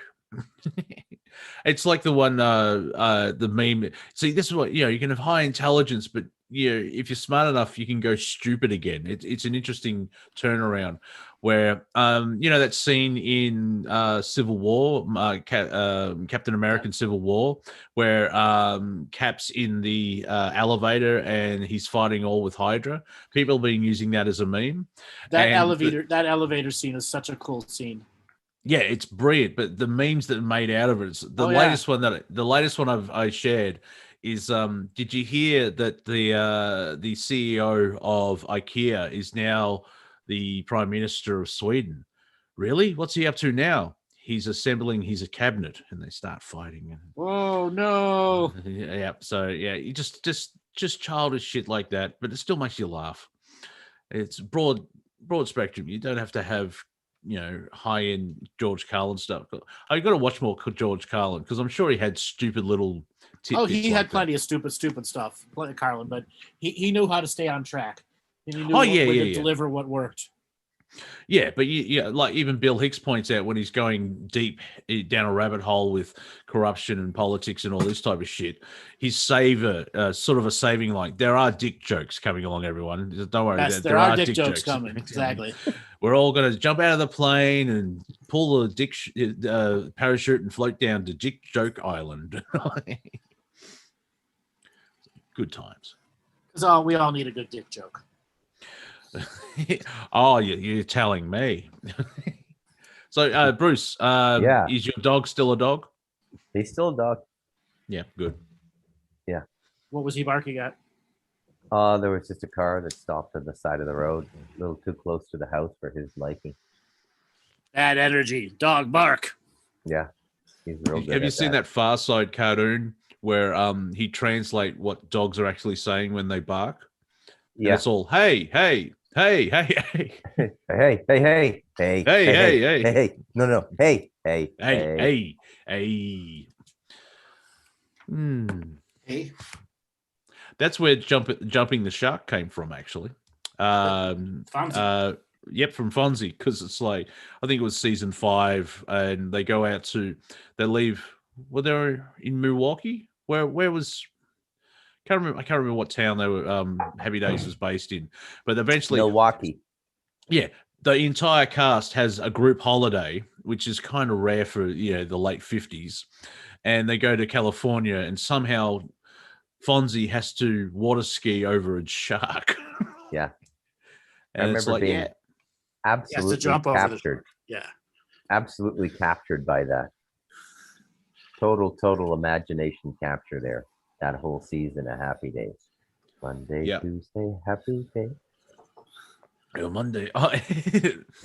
Robin Williams, a Japanese man singing Happy Days. So Monday, Tuesday, Happy Days.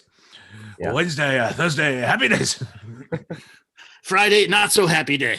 No, happy day. Saturday, happy day. I've noticed as well recently. I've got 3 main reactions to what's happening with the global narrative. It's like, really, or or it's the first Al from Happy Days. Yeah. So, you know what? You just made me think about something there, Monty, that I think is an excellent subject for comedy, because it is comedic. It's Robin Williams. And I'm referring here to Mork for Mork. Yep. Now, in context to what we're going through now in terms of pseudo-disclosure and all the other bullshit, how far ahead of its time was that show, actually, Mork for Mork? Well, interesting enough, it was just a one-off episode of Happy Days, but people loved it so much that they had the show created. And I've watched all I think 4 seasons, and the way that they ended the show, because it got cancelled just as it was about to end, and the last 3 is they're trapped in time. They're time traveling. So technically, Mork and Mindy is still flipping through time at this point. And, that's how it ended. Yeah. And especially with Mirth and is it Jonathan Winters? My God, he's just a comedy god. Just the way he does stuff is fantastic. Yeah. And Laverne and Shirley as well. So there was a lot of spin-offs from Happy Days. But way ahead of its time, even though it was just, this would be kooky because Robin's Robin. And so him playing an alien would be better than him being sort of like a baker or something. But the amount of cocaine he used for that show was ridiculous. Yeah. Yeah, he even joked about it in his stand-up routine. I think when he stopped, it's like, cocaine is God's way of saying you earn too much money. Exactly. He's talking about freebasing and a whole bunch of other stuff too. And I'm like, holy shit. Yeah, exactly. I was watching the Bill Hicks, I think the Bill Hicks story, and Bill worked as a double act, and I can't remember his name, who still does stand up, but they're at the comedy store in LA, and they're just hanging out because Bill was doing was actually getting stage time there, and they would just sit there after hours, and Robin Williams and Richard Pryor would walk in, and they would riff and just entertain the comics, and it's like just everything made up on the spot, and everyone's pissing themselves laughing. I think that's just an Australian term. You're laughing a lot. Yeah. Is that But it's just Kinison? Sam Kinison? no. Dwight, someone. Oh, Kinison okay. was later on. Well, Where they were roommates, so you know, you don't need a roommate when you're past your salad days. I was a really big Sam Kinison fan, and when he died, it was a day of mourning for me. Oh my God! Have you heard? College professor he played in Back to School with Rodney Dangerfield? Yeah, exactly. I mean, he was When- a big influence in me, comedic wise. When cinema can line up comedians properly for an ensemble movie, they're just unforgettable, like Caddyshack. But Yeah. generally speaking, they unless they stand Just up, yeah. Go ahead, Monty. Your audio cut out, so we lost the half of the sentence. Oh, when they do an ensemble cast in a movie that all of them are headliners in their own right, it's very hard to get comedians to work together like that. But when they do, it just becomes a very memorable movie, like Caddyshack, and you remember it for the bits, for the characters, right? And you know, just all the generations of comedy in there. You know, Ted Knight, Bill Murray, Rodney Dangerfield. You know, you got the New York comics, you got the Vegas comics, you got the California comics. Everybody, it was just brilliant. I seen Noonan's come back into cinema. Remember the guy? He disappeared after that movie for 20 years. It was very hard for him to get roles. Now he's popping up everywhere. Wayne Knight. Yeah, I believe that's his name, Monty. I just call him Noonan. Noonan. It's Newman. Noonan. Yeah, Noonan. he's had a bunch of bit roles, playing Newman himself as well as different characters. He's in Jurassic Park. Yeah, he's had some resurgences here and there. Andrew, are you familiar with the story of when Sam actually dies?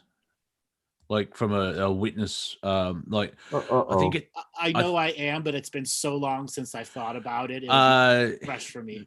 There was a car crash. I think it's his brother, but it was a band member because he was actually going out and playing. You know, he was a guitarist, and so they're doing the rock and roll comedy thing. And Sam's basically lying there, and he's slowly dying, and he says, "I don't want to die. I don't want to die." And he looks slightly to his right, and he's talking to someone, and the guy's holding him. He can't see, and he's like, "Oh, okay." And then just slipped away. So I don't know. I don't know if you want to go into the Akashic or it's something we'll find out later when we're free or whatever. But he actually had an angel or a family member, and someone explained to him exactly why he was dying at that point, and he decided to go at that time. Wow. Yeah, it's freaky if you see it's in the stories out there. It's in the what I think was the Comedy Store Showtime documentary. They mentioned how he was telling the story how it's very freaky because he was he was a preacher and you know he basically got out of that and became insane and party and everything else like that. But yeah, it's like wow. Okay, I know the story because I remember my day of mourning when Sam Kinison died, and I know I knew all that stuff from before, but I haven't even thought about it in so long, 30-something years.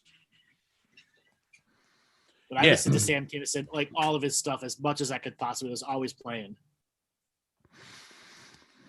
Yeah, I haven't seen much of his stuff. I haven't got into him yet. I can see why. He's a comedy legend. Just the stuff where he would just have a normal conversation with someone in the room, and just go, "But my wife left me, because my wife left me," and just screams for 5 minutes. Yep, that was his shtick. Yeah, and because he was a preacher, he took all what he learned from preaching and just put it into the comedy mode. Right. And he was part of the Outlaws of Texas. And that's where the Bill Hicks connection, because they were their own sort of scene and they were doing something different, and that's why they were called Outlaws. And because they had gone past the 7 deadly words and got into subject matters like one of Kinison's was the homosexual the pyronecrophilia. Yeah, Setting dead corpses on fire while you're having sex with them. Oh, God. Yeah, because someone it's like I have sex with dead bodies, but it's not really doing anything for me. I'll light them on fire. That's my kink. So they started doing bits in that realm, which was unheard of in kind of the comedy world of that time. Yeah, mid to late 80s. Yeah. And they were huge in Houston and Austin as well. They were referred to as the Houston comics. It's fascinating stuff if you want to look into the history of comedy. Just seeing how those little scenes and we'll just call them the Bull Riders. Yeah, what I find interesting is in the Comedy Store documentary. Apparently, it's the only comedy venue ever. It's the center of the comic universe, and they don't mention Bill Hicks once. So I was slightly pissed. Yeah, they done Bill dirty. They done him dirty. They did Bill dirty. I agree totally. Yeah, they done him dirty when he was alive, and they've done him dirty posthumously. Yeah, he's very big in the alternative world, and I think the main driver of that would be Tool, or a big part of that, because he actually opened for Tool at Lollapalooza. Because there was an idea of him touring. He would do an opening act, and then Tool would play. And one of his jokes, he was opening in Los Angeles. He was like, "Yeah, I've lost my contact lens in the mosh pit. If anyone can help me out." So, yeah, but it's interesting, that mix between comedy and music. It's very similar, a different art form, but everything else is roughly the same. Well, Andrew Dice Clay, interesting about Andrew Dice Clay is that Rodney Dangerfield would do showcases, and Clay, Dice was on the same show as Bill, and whoever picked the next big thing, they chose Dice over Bill for whatever reason. And Bill Hicks apparently went and saw The Adventures of Ford Fairlane and had the honor of walking out on it. He made it, no Ford Fairlane, no Johnny Bananas. That's my position. When that came out in the early 90s, it was huge down here in Australia, because we didn't know anything about that. Didn't know anything about Bill because he wasn't up enough in the industry to be spread market wise. The only time I knew about Bill Hicks alive, and I had to do hindsight, I remember seeing Bill Hicks on his One for the Australians. He did a bit where he came out for the Melbourne Comedy Festival, and no one knew who he was. But anyone that saw him just thought he's the best thing. But he was on Hey Hey It's Saturday, which was like a variety show that went for like 28 years. And he was doing his routine on smoking on an aeroplane, where I'm on this plane and I'm sleeping, and then I feel this tapping on my head. And it's this 8-year-old loose on the plane. And the mother's looking at it, smiling, going, "Oh, isn't he cute?" And the man next to him says, "Oh, yeah, they're so cute when they're at that age, when they're that small." Then the kid runs over to the door and starts flipping the handle. And the man starts to get up. And I said, "Wait a minute. We're going to learn something here." Hey, you're right. The smaller he gets, the cuter he is. Hey, Stuart, since there's a breeze, can we smoke now? And so it was doing TV esque comedy, but it was still Bill. And I saw it and laughed. And then 5-6 years later, I realized I saw Bill Hicks live on television, but still, that's my Bill Hicks story. Still saw him live, yeah. Yeah, because I discovered him in 97, 98, and it was because of a Tool fan said, "Oh, you'll love Bill Hicks." Because they sampled Bill twice on how do you say, what's Tool's second second album, a mini that one. Lateralis. No, the one before that.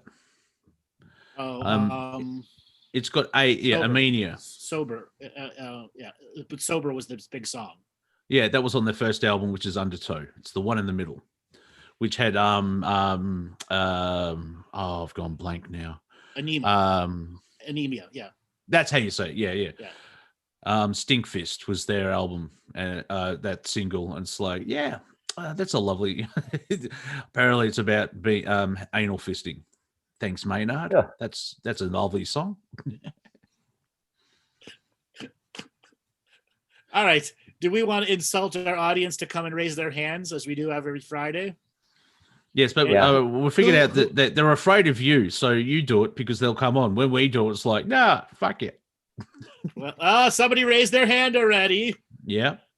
Well, we'll allow it, because how can you spin up a wheel when it's one? Like, callers in yellow, also in callers in pink. Callers, but also in pink. Have you seen those pie graphs? Yes. Yeah. All right. Robert, spin up the one wheel of callers. The wheel of caller. The wheel of caller, yes. Boy, this is getting challenging. Oh, we've got two now. It's fight in the car park. Wait. Oh no. Who do I choose? Let's go with Greg. Yeah. Uh-oh. Greg, are you there?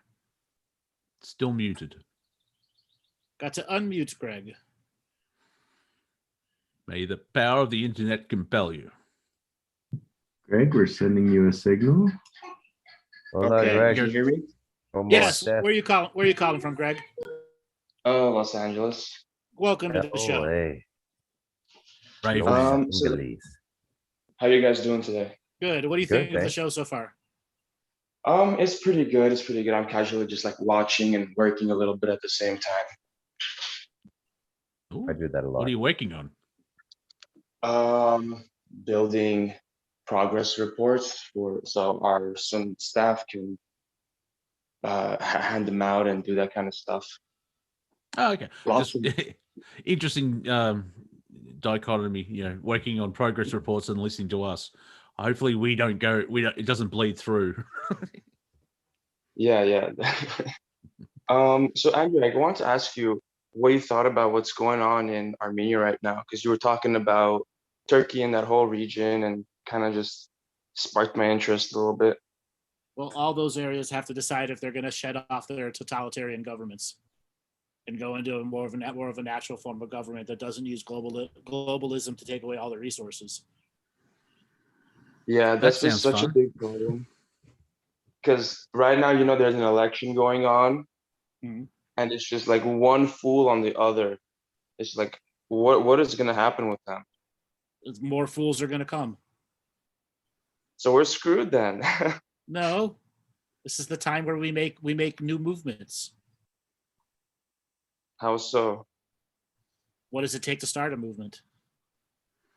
Well, I don't know. Public I wish I support. could do. I mean, Well, I wish I could do something, but I can't really do anything. This is something that they have to do internally inside the country, but it's just only corrupt people. I mean, the guy who was kicked out, the previous president who was kicked out for years of corruption and embezzling is now running again, and he's like in second place. Jeez. Oh yeah, that David Icke thing where Group A is in power. Oh, let's vote in Group B. Oh, Group B sucks, so we go back to Group A. Ah, crap. But at the starting point, it's just the idea of spreading the idea. Now, brace yourself when I bring up this. But if you look at Q, if you skip over the trolling, and psyop part, look at the collection of the community that was built around it. I mean, Right. it was on a lie, but it shows that humans can come together for a reason. I'll leave it at that. So, just to refresh my memory, what's the ethnic makeup of Armenia? Armenian Kurds. It's mainly Armenians. Yeah. Some Syrian Armenians moved there after the war there, and there's a handful of Kurds that Do you have live any- there as well. Do you have any people from the Yazidi tribes? I don't think so. Yeah, I don't know, Andrew, do we? Yes, you do. Small numbers. That's an Okay, yeah, interesting part very of the small, world. maybe like a couple thousand at most. Yeah. And this year there was some conflict there. Turkey was doing what Turkey does. It got that bad that System of a Down actually recorded 2 songs and released it for charity to help out, because System of a Down, they're all 4 of them have Armenian backgrounds, And so they've been pointing out that, the genocide in the 20s that no one will acknowledge. And Andrew, what is so special about that land is just technology in the mountains, access to underground tunnels, right, fortification systems, technology in the mountains. So why haven't the current leaders taken advantage of that? Because they're minor. They don't actually have access to those systems. Right. So none of them are actually aware of any of that reality. They're just fools, No, right? some of them have a limited level of awareness, but that's very small in number. But to them, it's still about economics. The ones that are in power still have the running on the greed model, with an unawareness that there's another model running the greed model to create a greater control system. Right. Yeah. It's just so sad how much has been squandered. Every country's been squandered. Yeah. Si, senor. Every country has been squandered. What can humans do about it? Well, there is the coming together and stopping corruption. But I think, I not fall into the trap, but it's kind of daunting where it's like, one man beats the system. Well, not necessarily. But the system has to. There is a way out. It's not completely hopeless. It's I would say that we're trying to resolve a way of actually doing it. Right. How much of it do you guys think is more of like a cultural evolution that needs to take place? Because at the end of the day, you get what you deserve when you vote for the leaders you vote for. You vote for Biden, you vote for Trump. You can't complain. Yes and no, because, it's a democracy. So if someone has 51% of the vote, why does the 49% get punished for it? I understand what you're coming from, but there's also, and plus, I think there's 2 countries on the planet where you have to vote, and Australia is one of them. Yay! But the non-voters as well. It's Andrew, can you help me out? Because it's a complex thing, but I'm sure you'll be able to say it in a sentence. What I'm trying, because when you vote, there's an element of consent, isn't there? Yes. When you vote, there's an energetic consent for them to continue 4 more years of what they've just been doing, no matter who's going to be in office. And which is why I'm not a big fan of voting. Yeah, and what happens when you don't vote? Because voters will say you're not engaging, so it's your fault. But if you're not giving consent, well, they don't measure the non-consenters and why they're not consenting, because if they did, it would show how much dissent there really is. Yeah. Because what is it? A third, or how many people vote? Well, this last election's different. 90 million people voted for something different that didn't make it into office. Yeah, so it's 2/3 of the country actually voted. Because it's not 100% like in here in Australia. Right. Well, obviously, voting age and everything else like that. But yeah, it's kind of scary when you look at the numbers back in the day where this many people voted. And this many people. When the non-voters outweigh the voters, it's kind of scary. Yes, something is very scary going on there. Yeah, or a quarter of the people voted for them. Happening here. And it's taking fucking forever. All right, Greg, we're going to move on to the next caller because we've got 3 brave people who have raised their hand. Thanks, Greg. Awesome. Thank you. Have a good one, you guys. Thank you. All right, Robert, let's spin up the wheel of callers and see who's next. E-Man, signal to unmute. What's up, gang? Can you hear me? Yes. Where are you calling from, E-Man? Hey, Nashville, Tennessee. Nashville, Tennessee. Welcome to the show. Tennessee. That's it. That's a musical capital. Nice. Known for one of the things. Mm-hmm. Yeah. Oh yeah, man, yeah. There's a lot of things. Don't get me wrong. Just like even Dave Mustaine from Megadeth moved there, mainly to help Eddie's daughter. But yeah, it's just not a country mecca. It's music all across the board. And it's becoming a mecca of its own sorts. It's grown up so much in the last few years. Yeah. The South in a lot of ways. So you like to read? And also, it's not California, so that's why it's popular. True. Yes. Economy, all that. Yeah.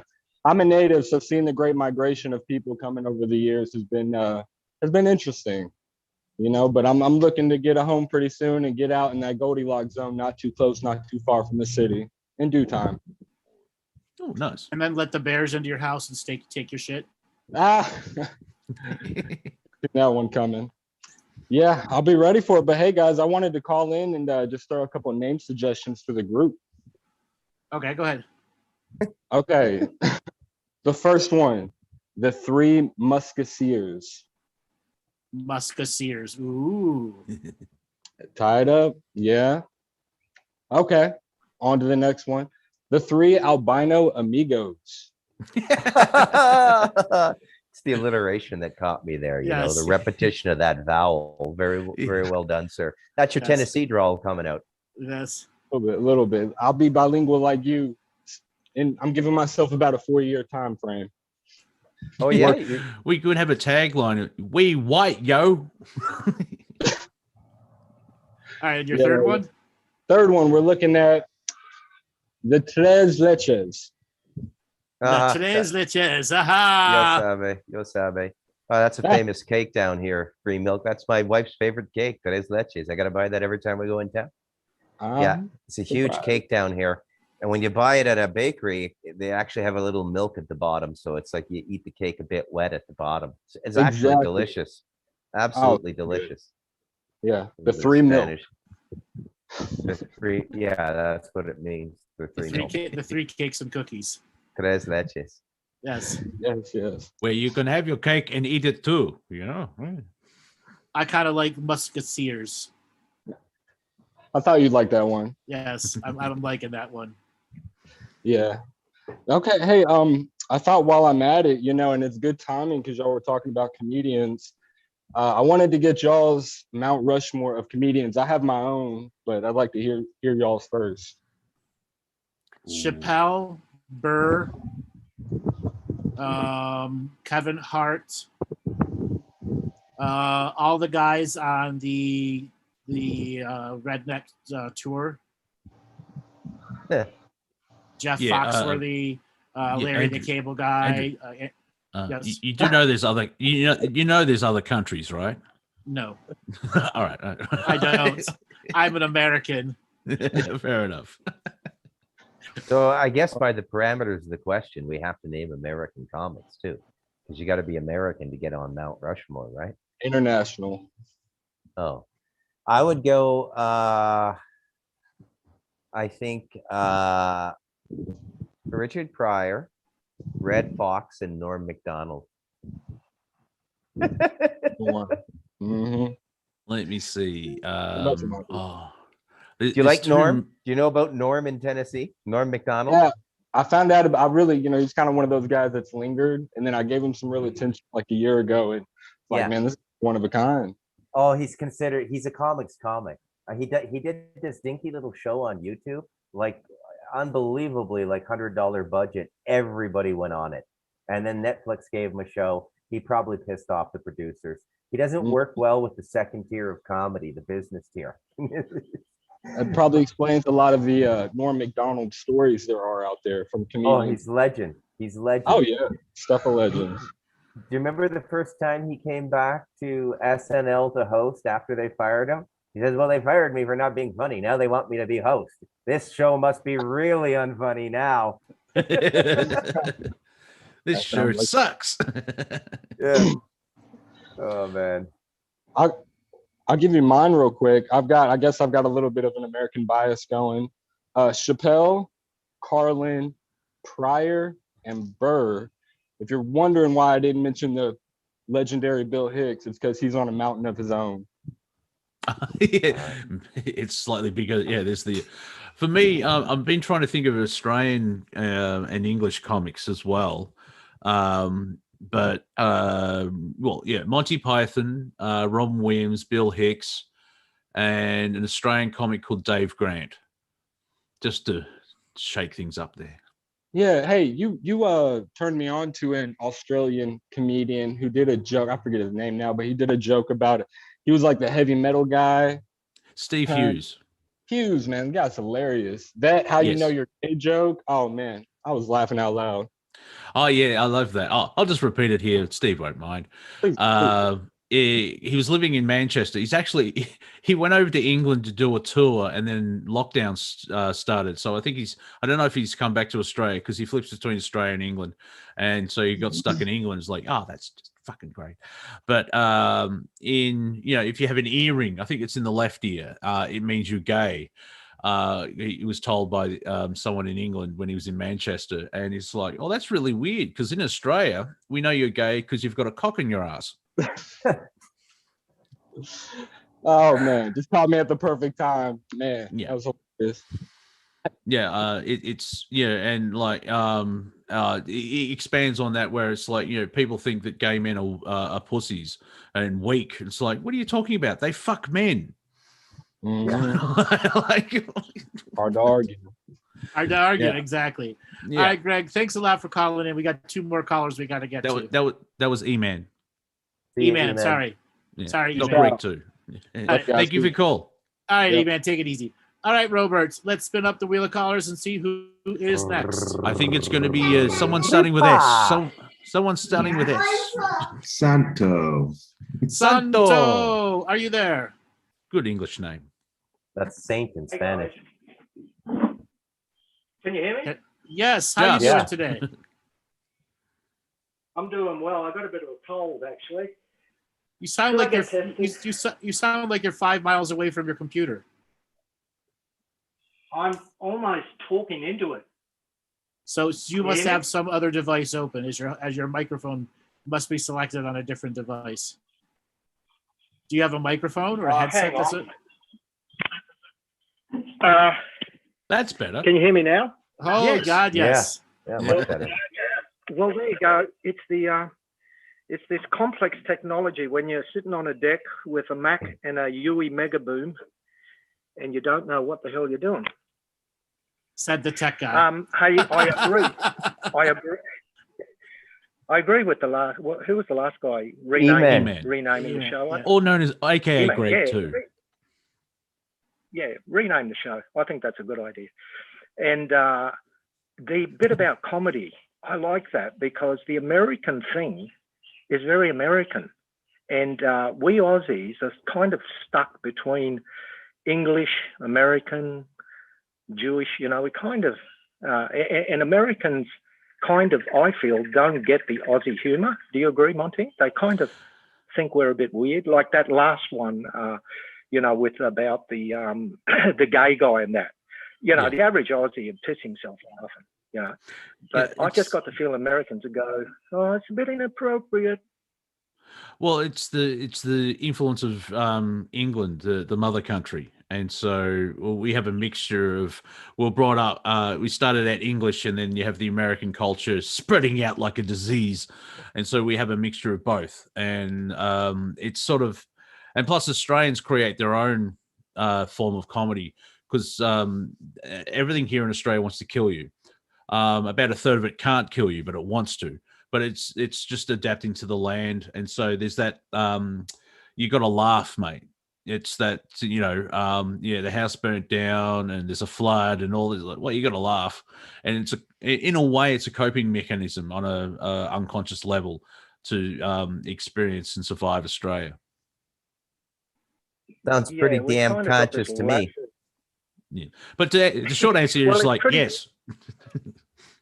Yes.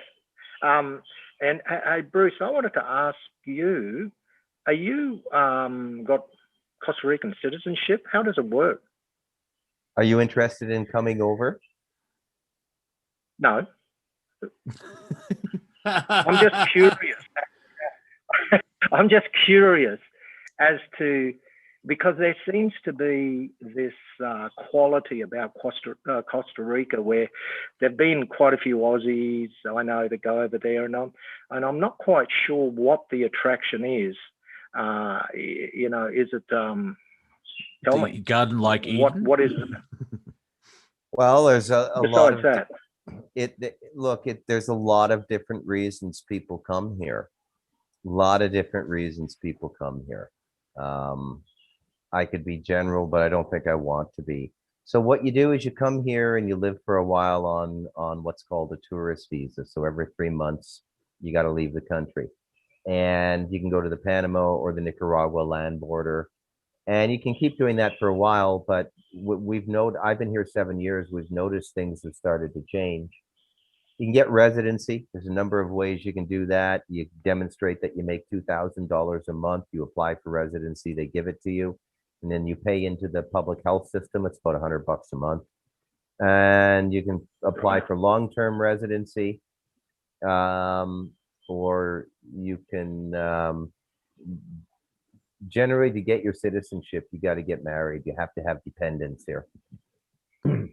Yeah, typical kind of Yeah. 90-day visa stuff. But Yeah.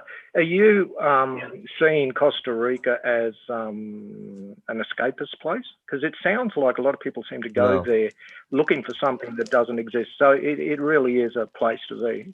It's got a little bit of that Shambhala mystique to it. You know, a lot of seekers are coming here now.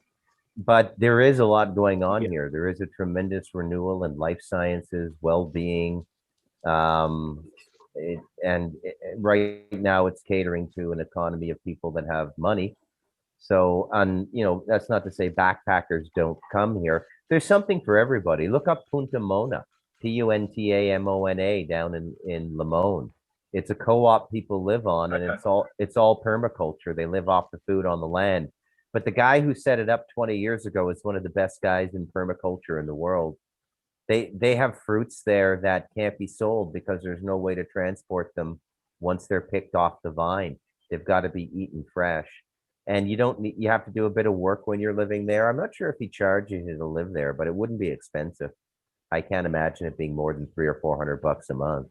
And then you get a place to sleep and all your food and really good food, and you know, and a lot of people are coming here as families now and bringing their kids. This started about 3-4 years ago. Huge number of families coming over here now. Number one, they want the kids to be bilingual. They want the kids to be more worldly and rounded. They have a business idea for Costa Rica. And then there's still a healthy supply of pure pleasure seekers. Prostitution is legal, and super pure cocaine's about $10 a gram. Yeah, so it's interesting because this concept, like Andrew, you talk about, nothing will change until there's kind of the 60s style people just getting out, and there seems to be a silent minority, or maybe it's a majority. And I don't know whether the word is cynical, but there've been many versions of communes drop out, whether it was 60s, 70s, Israel kibbutz, American communes, all sorts. So it's hard to kind of visualize a version of what you just described, the permaculture thing, that isn't something that's been done to death and doesn't have the qualities that align with today's maybe new, different version of co-creating, coming together in a way that actually isn't, Groundhog Day, or just kind of waiting for a system to collapse. Or interesting enough, this question is actually answered in a book that's coming out soon. So just want to throw that in there. We are slowly reaching the deadline. Keep your eyes peeled on your email. Yes, keep your eyes peeled on the email for the final deadline where the book will be coming out. Stay posted for the release of Andrew's new book, The Galactic Historian, The World According to Andrew Bartzis. Coming out this summer. Thank you. He gets it. So, Andrew, did you buy a bit of cheap land somewhere, and we're all going to be seduced into going down and growing carrots for you? Nope. Really? Nope. I bought all this Kool-Aid. No, what am I going to do with all this buddy. Kool-Aid? Nope. No carrots for you, buddy. Just the stick. Exactly. Just the stick for you. Yeah. Damn. The carrot and the stick. It's actually happening. Wow. Yeah. Looking forward to reading that book. If there's an event, it'll probably be in Vegas. Yeah, and the odd thing is the carrot's true. attached to the stick. Yeah. Yeah. I kind of am curious what Bruce was saying and doing, because I think we've all got questions around that space. So it'll be good to read this book just to see another perspective. Mm-hmm. You probably have to read it 6 or 7 times. Yeah, Bruce absorbed all my information. I think, what did you say? I handed you 300,000 words in background stuff. Yeah. Yeah. Yeah. Cool. It's Looking not forward to fully it. it's not fully digested. It's sitting in my colon like a kilogram of old 10-year cheddar. But Lovely. it's being processed. Yeah. Yes, it's a fantastic read. One dry nugget at a time. Yeah.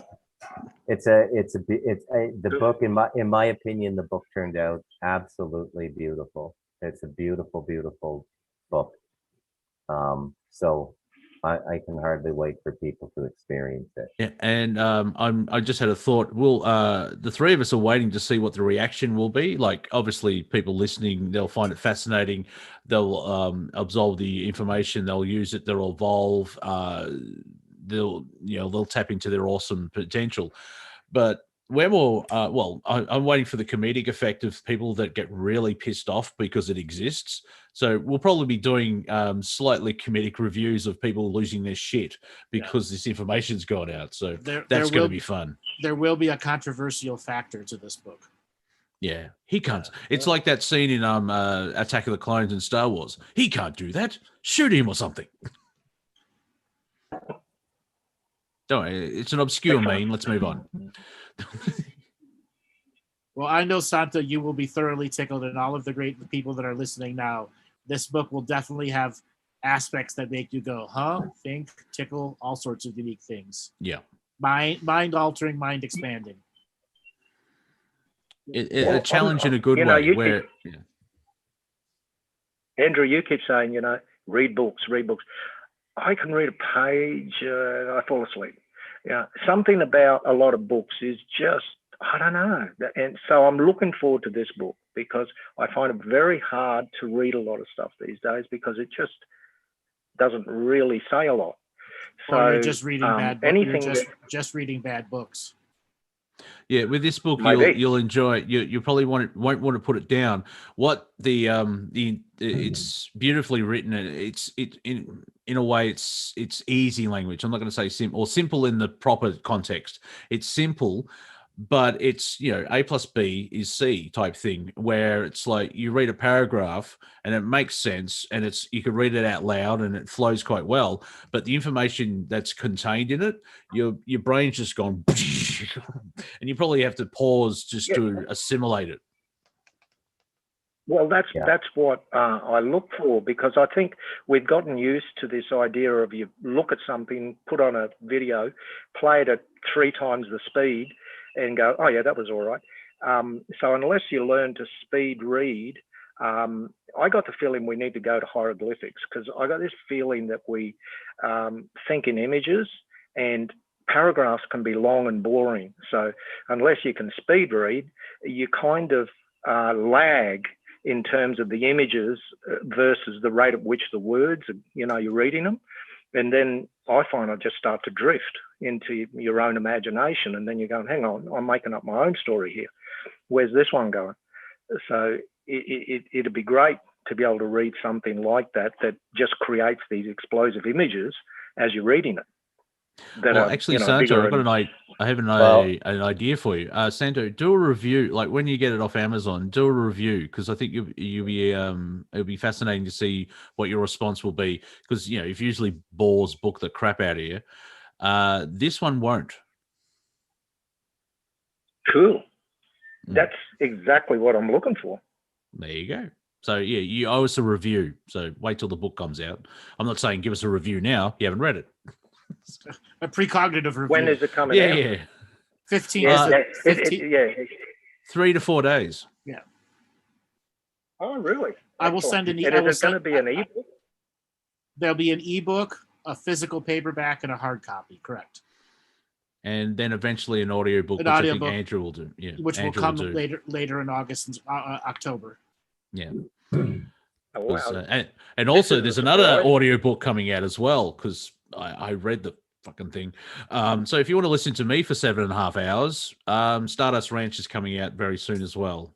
I'll let Bruce is the man. The Incredible True Story. Yeah, Stardust Ranch, The Incredible True Story. And when you put that into initials, it's SR Tits. Fair enough. But that's that fellow on that ranch. You wrote that book. Were you living there, Bruce, and you got the ideas, or did he give them to you?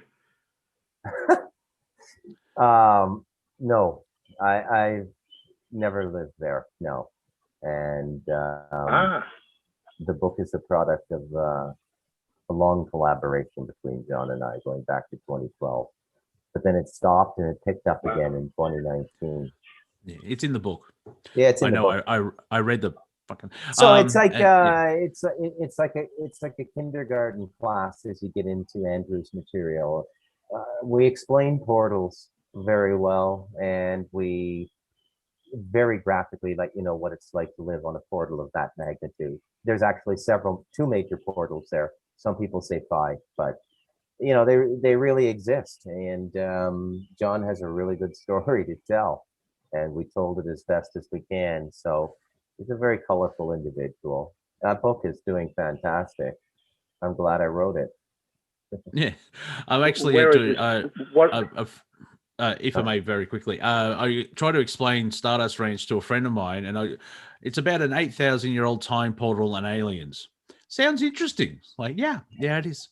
So Amazon is the place that you'll be able to get it. And when's the audio book? Obviously, when I finish fixing it, when do you want the audio? When are you hoping the audio book will be up on Amazon? Also the 15th, yeah.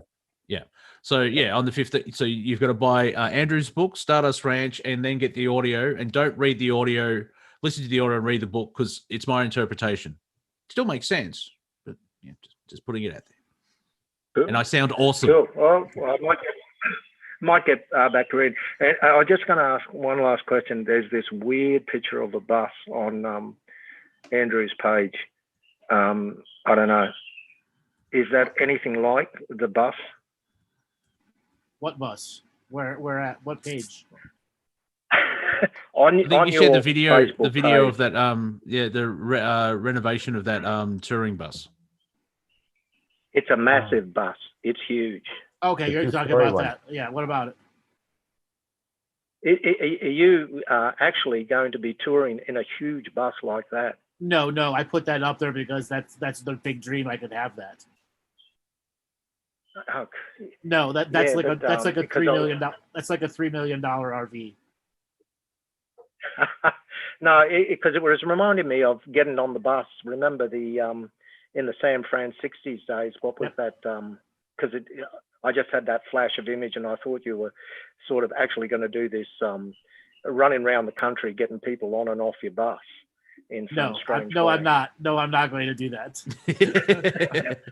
I've had a little bit enough of people for a while. Thank you, Alan, for the 6D bus pass reference. Thank you. Yeah. Go around handing out your 6D bus passes when you enter 5D. All right, Santo, thanks for calling in. Yeah, that's great. We got to get to one more call. Have a great day. Thank you. Night, Santo. Cool. All right, Robert, let's spin up the last wheel of callers. Sean Hessman. Sean, signal. Hello. Hello, Sean. Where are you calling from? I'm calling from just west of Philadelphia in Bryn Mawr. Just west of Philadelphia. How are you doing today? Oh, I'm fine. I'm pretty dosed on coffee and ready to go. Ready to go where? Anywhere. Since we're global, when you say just west of Philadelphia, you talking Colorado or? Well, if you just keep going and going and going, it could be anywhere at the, I guess, what are we at, the 40th parallel? Okay. Yeah, obviously just outside of Philadelphia. I'm just thinking globally, it's like, well, that's a lot of west. There is a lot of west. I think the sun is just west of me right now. I live on the sun, is what I'm trying to say. Well, it is a portal. So yeah. Are we making you laugh today? There's laughter in everything. I say yes. I actually have some specific questions about Three Stooges moments. Okay. Yeah. Which Andrew has been talking about forever. And I found some that I thought might fit your category, and whether they are or aren't, I was interested if you spotted some in the global events as well. Show me. Tell me. So about 4 months ago, there was a moment where like this military coup happened in Myanmar and was accidentally captured on this like aerobics dancer video, and it's all over YouTube. Yes, I saw that. Yeah. Yes, that is an example of a Larry getting poked in the eye moment. Awesome. So we're moving from the crouching dog into the revolution level. So that is absolutely a Three Stooges moment right there. Cool. And I guess is there anything remotely Three Stooges about like the latest kind of promoted UFO disclosure and Fauci leaks getting zero traction? Does that have like a Three Stooges? No, all the Three Stooges jokes, their jokes get traction. Okay, that's okay. So if the joke is they're not getting traction, Jesus Christ. Right? Like, their marketing is awful bad. Like I thought the writers or the marketing. I think sometimes the writers are kind of good, but the marketing sucks. Like the Fauci thing, it's just basically made things kind of worse in the Discord and everything else like that. So it seems nothing's going to be done about it. Exactly. Right. It's just there to continue to divide and conquer the Trumpistanians into Trump Landus, Trump Stan, Trumpism, all the different Trump communities. Freedom. Exactly. Trump idea. You can take my you can take my life. It's huge. It's big. It's huge. But you can't take my freedom. China.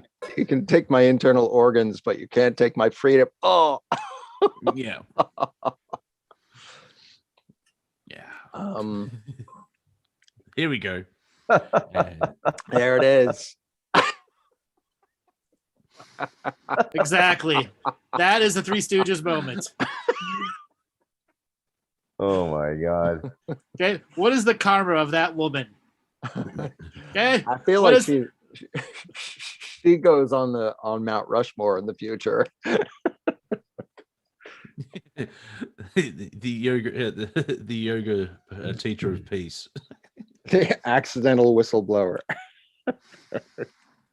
Yeah, it just shows that Team League Dark. I say Team Dark, but then Andrew pointed out it's more of a league. The League Dark don't have control. They don't have total control, and the last 18 months are on the back foot because the Prime Creator writes the best stuff. I mean, seeing that we must overthrow the government. Make sure that we're not seen and cut down all the cameras. Today, I'm going to do a quick workout. So, have there been any Three Stooges moments like besides that one that like I missed this year? Anything Kamala Harris laughs at? There have been a number of Biden moments that are definitely in the Three Stooges range. True. Yeah, except he was Larry trying to wait to hit Kurt Schempp with the rag. Okay, and it just missed. Right. Okay? The man with a wheelbarrow was fishing for a stimulus, man. Right. Come on, man, you get it. The Three Stooges bank that they worked with was called Dewey, Cheatham, and Howe. Yeah. That's true. Okay, that was the lawyers and their bank that they worked for. So definitely we've got Dewey, Cheatham, and Howe, the rules of Dewey, Cheatham, and Howe going full in effect. I guess like the moment on the airplane stairs. Yeah. Oh no, that was the wind, and it's like you just made it worse. The leader of the free world can be blown over. Oh, 1, 2. Oh, he's going for the triple. He's going. Checking his. I've got my knee, and mommy. The wind won. Yeah, I'll just salute everyone. I'll salute the stairs for allowing me to walk up them. But yeah, it's there's so many times where I need someone to tell him what to do. Salute the military. Oh, okay. Oh, yeah. And like we said earlier, there's a whole new layer of showing us Alzheimer's. Right. And chew gum at the same time. Well, that's challenging. Come on, you can't ask them to chew gum at the same time. And then you have the vice president, who seems to be the daughter of the Joker, that laughs at anything that's inappropriate. Why haven't you been down the southern border? Well, I haven't been to Europe, so I don't see your point. What? I think Kamala's overwhelmed, and she doesn't know what part of herself to sell out first. Maybe she should sell those knee pads I mentioned. The Kamala. If you want to get ahead in life, get the Kamala Harris knee pads. Cammy. That is true. She could be overwhelmed. Yeah, she's a deer in headlights and doesn't know who to sell out to. Yeah, well, Tulsi Gabbard nailed her to a tree in one of the what are they, debates or whatever it was for thing, and that if you want to watch 6 minutes of someone destroying someone's credibility on stage in front of them, it's glorious. And she disappeared, but because she checks 17 boxes. Oh, this is my running mate. And it's like, what, her? Like, oh, but she's a woman and she's black and blah. And she fits all the demographics into one. Yeah, just doesn't have intelligence and laughs at anything. Tulsi did skewer her and a few others. Tulsi skewered a lot of people. Yeah, and that's why she'll never be given front office anyway. No, she's not controllable. Like in this moment of now, someone who would give the presidency just to see what would happen, sort of like Trump. Miss Gabbard would give her a go, see what she's a veteran. She's calling out everybody. She's not in Congress, and she's got more credibility now because she's out of Congress. Yep, exactly. She was like the Bill Hicks of politics. Yeah. Yeah. He was quick on the draw. All right, Sean. Thanks a lot for coming. Before I go, people need to check out the Robin Williams and Jonathan Winters videos on talk shows, because they're still up on YouTube. Oh, when they're like on the Tonight Show and stuff. Exactly. And Monty Python did a bit like 55 or 60 years ago about a prime minister that looks exactly like Biden now, where he his pea-sized brain gets dislodged and they have to rock it slowly back into place. And as far as non-American comedians, Rick Mayall was fantastic. Yes. Yeah. Oh, yes. The young ones, and Rick was just so had charisma and totally. Yeah. I completely forgot. So thank you for mentioning Rick Mayall. If you want to see British humor, and he's part of the alternative wave of British comedy in the early 80s. Totally. And thanks so much for having me on. And thanks all the callers and Andrew. Thank you, Bob Boys. Thank you, linesman. All right, Sean, take it easy. Have a great one. Peace out. Thank you. All right, we're going to at the end of the show now. Monty, give a way for people to get a hold of you. Wafer Thin Entertainment, which is on YouTube. Just started a Facebook page, as well as on Twitter, Rumble, Odyssey, Spotify, Apple Podcasts. I've got my personal Twitter at Real Monty Dean, as well as Instagram Monty.Dean, where I just meme up a storm. And we may have to change this slide, Robert, because Wafer Thin Entertainment. Send money. Yeah. Bruce, give a way for people to get a hold of you. Amazon.com, Bruce McDonald, MacDonald. Buy a book. And you all know who I am. I will be back this coming Tuesday. And hopefully there will be a book ready by then. So pay attention to your email inbox, your Facebook, YouTube notifications, that the book shall be coming shortly. All right, everyone. We'll catch you this coming Tuesday for a show with Martina Grubuller. Buenas noches, todos. What he said.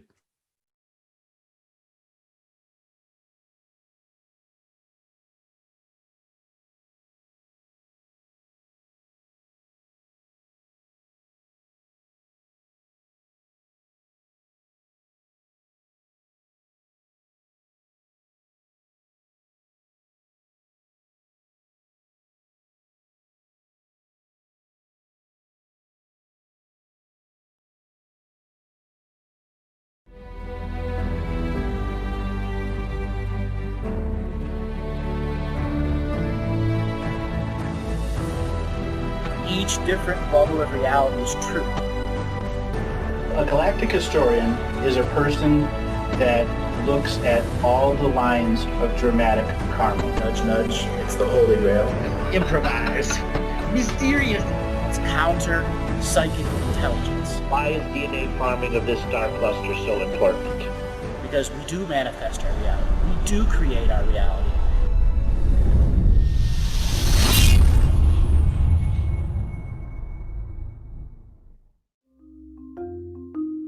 Hello, let's create, let's co-create, and let's change this world with love. No matter if you're from Alpha Centauri or Earth, we all began with the same birthing process. We live in a limited point of view. Living the mystical life daily is about striving for the unlimited point of view. Each day, each human being gets an infinite amount of choices. Living the mystical life daily is about facing obstacles and challenges. The level of awareness that you are working at means you have a responsibility to be equal with it. How does one truly let go of expectation?